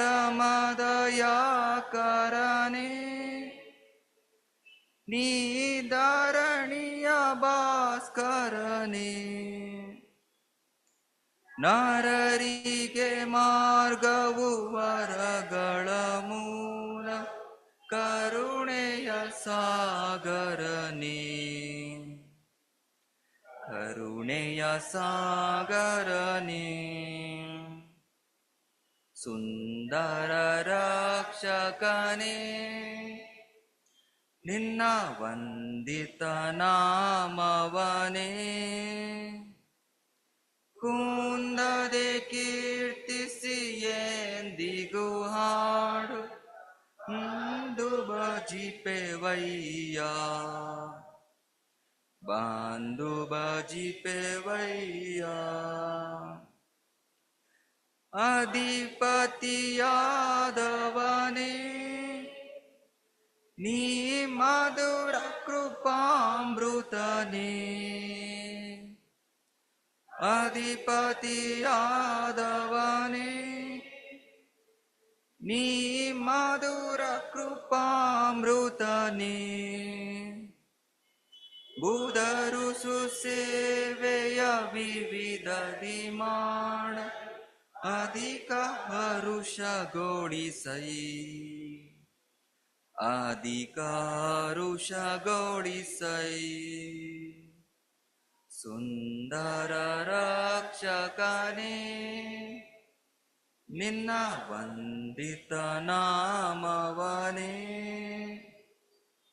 ಕುಂದದೆ ಕೀರ್ತಿಸಿ ಪ್ರೀತಿಸಿ ಎಂದಿಗೂ ಹಾಡು ಬಾಂದು ಬಜಿಪೆವಯ್ಯ ಬಾಂದು ಬಜಿಪೆವಯ್ಯ ಆರತನು ನೀನೆ ಮಾಗೆ ಅತಿ ಬಾರದಲ್ಲಿ ನೀನೆಡೆಗೆ ಅರಸನು ನೀನೆ ಮಾಗೆ ಅತಿ ಬಾರದಲ್ಲಿ ನೀನೆಡೆಗೆ ಸ್ಮರಣೆಯ ಮಾಡುತ್ತ ಬರುವೆವು ಕರ್ತನ್ ಅರಸೆಮ್ಮನಾದರಿಸೈ ಅರಸೆಮ್ಮನಾದರಿಸೈ ಸುಂದರ ರಕ್ಷಕನೇ ನಿನ್ನ ವಂದಿತ ನಾಮವನೇ ಕುಂದದೆ ಕೀರ್ತಿಸಿ ಎಂದಿಗೂ ಹಾಡು ಬಾಂದು ಬಜಿಪೆವಯ್ಯ ಬಾಂದು ಬಜಿಪೆವಯ್ಯ. ಕೆಲವು ಸಭಾ ಪ್ರಕರಣಗಳಿವೆ. ಯಥಾ ಪ್ರಕಾರ ಆನ್ಲೈನ್ ಪ್ರೇಯರ್ ಮೀಟಿಂಗ್ ಸಹೋದರ ಡ್ಯಾನಿಯಲ್ ಉದಯಕುಮಾರ್ ಬಂದು ಪ್ರಾರ್ಥನೆ ಮಾಡ್ಬೇಕಂತ ಕೇಳ್ಕೊಳ್ತೀನಿ. ಪ್ರಾರ್ಥನೆ ಮಾಡೋಣ. ಲೋಕವನ್ನು ಎಷ್ಟೋ ಪ್ರೀತಿಸಿ ಇದ್ದೊಬ್ಬ ಮಗನನ್ನೇ ಕಳಿಸಿಕೊಟ್ಟು ಆತನನ್ನು ಮರಣಕ್ಕೆ ಒಪ್ಪಿಸುವುದರ ಮೂಲಕವಾಗಿ ಎಲ್ಲರಲ್ಲಿಯೂ ಒಂದು ನಿತ್ಯ ಜೀವದ ಅರಿವನ್ನ ಪುನರುತ್ಥಾನದ ನಿರೀಕ್ಷೆಯನ್ನ ಉಂಟು ಮಾಡಿದಂತ ನಮ್ಮ ಪರಲೋಕದಲ್ಲಿರುವ ತಂದೆಯಾಂತ ಯೆಹೋವನೇ, ನಿನ್ನ ಮಹಾಕೃಪೆಯ ನಾಮಕ್ಕೆ ಸ್ತೋತ್ರ ಘನಮಾನ ಪ್ರಭಾವ ಉಂಟಾಗಲಿ ತಂದೆ. ಅಪಾತ್ರ ಅಂತ ನಮ್ಮ ಜೀವಿತದಲ್ಲಿ ಈ ವಾರದ ಮೊದಲೇ ದಿನವನ್ನ ಕಾಣು ಮಾಡಿ ಈ ಭಯಂಕರವಾದ ದಿನಗಳಲ್ಲಿ ತಂದೆ ವಿಶೇಷವಾಗಿ ನಿನ್ನ ರೆಕ್ಕೆಯ ಅಡಿಯಲ್ಲಿ ನಮ್ಮನ್ನು ಸಂರಕ್ಷಿಸಿ ಕಾದು ಕಾಪಾಡಿ ಈ ಪರಿಶುದ್ಧವಾದಂತ ನಂಬಿಕೆ ನಿರೀಕ್ಷೆಯಲ್ಲಿ ನಮ್ಮನ್ನ ಸಾಕಿ ಸಲಹಿ ಆ ನಿರೀಕ್ಷೆಯಿಂದ ನಮ್ಮ ಜೀವಿತವನ್ನು ಸಾಗಿಸ್ಲಿಕ್ಕಾಗುವಂತೆ ನೀನು ಆಗಿಂದಾಗೆ ನಮಗೆ ವಾಕ್ಯದ ಮೂಲಕವಾಗಿ ಬಲಪಡಿಸಿ ಆ ನಿರೀಕ್ಷೆಯಲ್ಲಿ ನಾವು ಜೀವಿಸುವ ಹಾಗೆ ಕೃಪೆ ಮಾಡಿದ್ದಕ್ಕಾಗಿ ನಾಮಕ್ಕೆ ಸ್ತೋತ್ರವಾಗಲಿ. ಕಳೆದ ದಿನದಲ್ಲಿ ತಂದೆ ನಮ್ಮೆಲ್ಲರ ಪಾಪ ನಿವಾರಣೆಗಾಗಿ ನಮ್ಮ ರಕ್ಷಕನಾದಂತ ಯೇಸು ಕ್ರಿಸ್ತನು ನಮ್ಮ ಪಾಪದ ನಿವಾರಣೆಗಾಗಿ ನಮ್ಮ ಪಾಪಗಳನ್ನ ಆತನು ಹೊತ್ತುಕೊಂಡು ಹೋವನಾಗಿ ನಮ್ಮ ಪಾಪದಿಂದ ವಿಮುಕ್ತಿಯನ್ನು ದರಬಾರಿಸಿಕೊಳ್ಳಲು ಆತನು ಶಿಲುಬೆಯ ಮೇಲೆ ತನ್ನ ಮರಣವನ್ನ ಒಂದು ಅರ್ಪಿಸುವುದರ ಮೂಲಕವಾಗಿ ಪಾಪ ನಿವಾರಣೆಯನ್ನು ನಮಗೆ ಒಂದು ಪುನರುತ್ಥಾನದ ನಿರೀಕ್ಷೆಯನ್ನು ದಯಪಾಲಿಸುವಂತ ಆ ಒಂದು ಪವಿತ್ರವಾದ ಸಂಸ್ಕಾರದಲ್ಲಿ ನಾವು ಭಾಗಿಗಳಾಗಲು ನಮ್ಮನ್ನ ನಡೆಸಿಕೊಂಡು ಬಂದು ನಮ್ಮನ್ನ ಅದರಲ್ಲಿ ಭಾಗಿಗಳಾಗಲು ಕೃಪೆ ಮಾಡೋದಕ್ಕಾಗಿ ನಾಮಕ್ಕೆ ಸ್ತೋತ್ರವಾಗಲಿ. ವಿಶೇಷವಾಗಿ ತಂದೆ ಮತ್ತೊಂದು ವರ್ಷ ಆತ್ಮೀಯವಾದ ಜೀವಿತವನ್ನ ಸಾಗಿಸ್ಲಿಕ್ಕಾಗುವಂತೆ ನಮಗೆ ನಿನ್ನ ಆತ್ಮನ ನಿನ್ನ ಮೂಲಕವಾಗಿ ಮತ್ತೊಂದು ವರ್ಷವನ್ನ ನಮ್ಮ ಜೀವಿತದಲ್ಲಿ ನಿನ್ನ ಕೃಪೆಯ ಮೂಲಕವಾಗಿ ದಯಪಾಲಿಸಿಕೊಟ್ಟಿದ್ದಿ. ಇದಕ್ಕಾಗಿ ನಾಮಕ್ಕೆ ಸ್ತೋತ್ರವಾಗಲಿ. ಹೀಗಿರುವುದರಿಂದ ತಂದೆ ನಾವು ವಾಕ್ಯದಲ್ಲಿ ದೃಢವಾಗಿ ನಿಂತವರಾಗಿ ಆ ವಾಕ್ಯವನ್ನ ನಮ್ಮ ಜೀವಿತದಲ್ಲಿ ಅನುಷ್ಠಾನಕ್ಕೆ ತಂದು ನಾವು ದಿನದಿಂದ ದಿನಕ್ಕೆ ನೂತನವಾಗುತ್ತಾ ನಿನ್ನ ಮಗನಾದ ಯೇಸು ಕ್ರಿಸ್ತನ ಸಾರೂಪ್ಯದ ಮಟ್ಟಿಗೂ ನಾವು ಬೆಳೆಯುವ ಹಾಗೆ ಕಾಲೋಚಿತವಾದಂಥ ನಿನ್ನ ಪವಿತ್ರಾತ್ಮನ ಸಹಾಯವನ್ನು ನಮಗೆ ದಯಪಾಲಿಸಿಕೊಟ್ಟು ನಡೆಸಬೇಕೆಂಬುದಾಗಿ ನಿನ್ನಲ್ಲಿ ಪ್ರಾರ್ಥಿಸರಾಗಿದ್ದೇವೆ. ಈಗಲೂ ಸಹ ನಮ್ಮ ಸಹೋದರ ಮೂಲಕವಾಗಿ ನೀನು ಕೊಟ್ಟಂತ ಆ ಒಂದು ವಿಶೇಷವಾದಂಥ ನಿರೀಕ್ಷೆಗಾಗಿ ತಂದೆ ನಿನಗೆ ಕೃತಜ್ಞತೆಗಳನ್ನು ಸಲ್ಲಿಸರಾಗಿ ಸತ್ತವರಿಗಾಗುವಂಥ ಪುನರುತ್ಥಾನ ಅದು ವಿಶೇಷವಾದಂಥ ನಿರೀಕ್ಷೆಯನ್ನ ತಂದೆ ಲೋಕದಲ್ಲಿರುವ ಅನೇಕರು ತಂದೆ ಇಲ್ಲದಿರುವಂಥ ಸಂದರ್ಭದಲ್ಲಿ ನಮಗೆ ಆ ನಿತ್ಯವಾದಂಥ ನಿರೀಕ್ಷೆಯನ್ನ ನಮ್ಮ ರಕ್ಷಕನಾದಂಥ ಯೇಸು ಕ್ರಿಸ್ತನಲ್ಲಿ ದಯಪಾಲಿಸಿಕೊಟ್ಟಿದ್ದಿ, ಆತನಲ್ಲಿ ನೆರವೇರಿಸಿದ್ದಿ ಎಂಬುದನ್ನು ನಾವು ಅರಿತವರಾಗಿದ್ದೇವೆ. ನಮ್ಮ ರಕ್ಷಕನಾದಂಥ ಯೇಸು ಕ್ರಿಸ್ತನನ್ನ 3ನೇ ದಿನದಲ್ಲಿ ನಿನ್ನ ಶಕ್ತಿ ಬಲ ಪ್ರಯೋಗ ಮಾಡಿ ತಂದೆ ಆತನು ಮೊದಲನೇದಾಗಿ ತಂದೆ ತನ್ನ ಪುನರುತ್ಥಾನವನ್ನ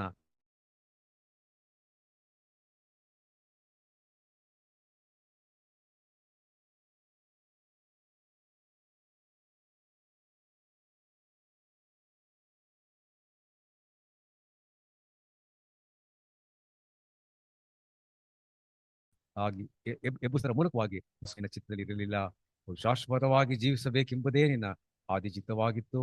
ಆದರೆ ಆದಾಮನು ಪಾಪ ಮಾಡಿ ಮರಣವನ್ನ ತನ್ನ ಮೇಲೆ ಬರಮಾಡಿಕೊಳ್ಳುವಾಗ ತಂದೆ ನೀನು ವಿಶೇಷವಾಗಿ ನಮ್ಮನ್ನ ಪ್ರೀತಿಸಿ ಜಗದುತ್ಪತ್ತಿಗೆ ಮೊದಲೇ ನಿನ್ನ ಮಗನಾದ ಯೇಸು ಕ್ರಿಸ್ತನನ್ನು ಎಲ್ಲರ ಪಾಪ ನಿವಾರಣೆಗಾಗಿ ಆತನು ಮೊದಲೇ ನಿಷ್ಕರ್ಷೆ ಮಾಡಿ ಜಗದುತ್ಪತ್ತಿಗೆ ಮೊದಲೇ ಆತನನ್ನ ಕೊಯ್ದಿ ಎಂಬುದನ್ನು ನಾವು ಅರಿತವರಾಗಿದ್ದೇವೆ.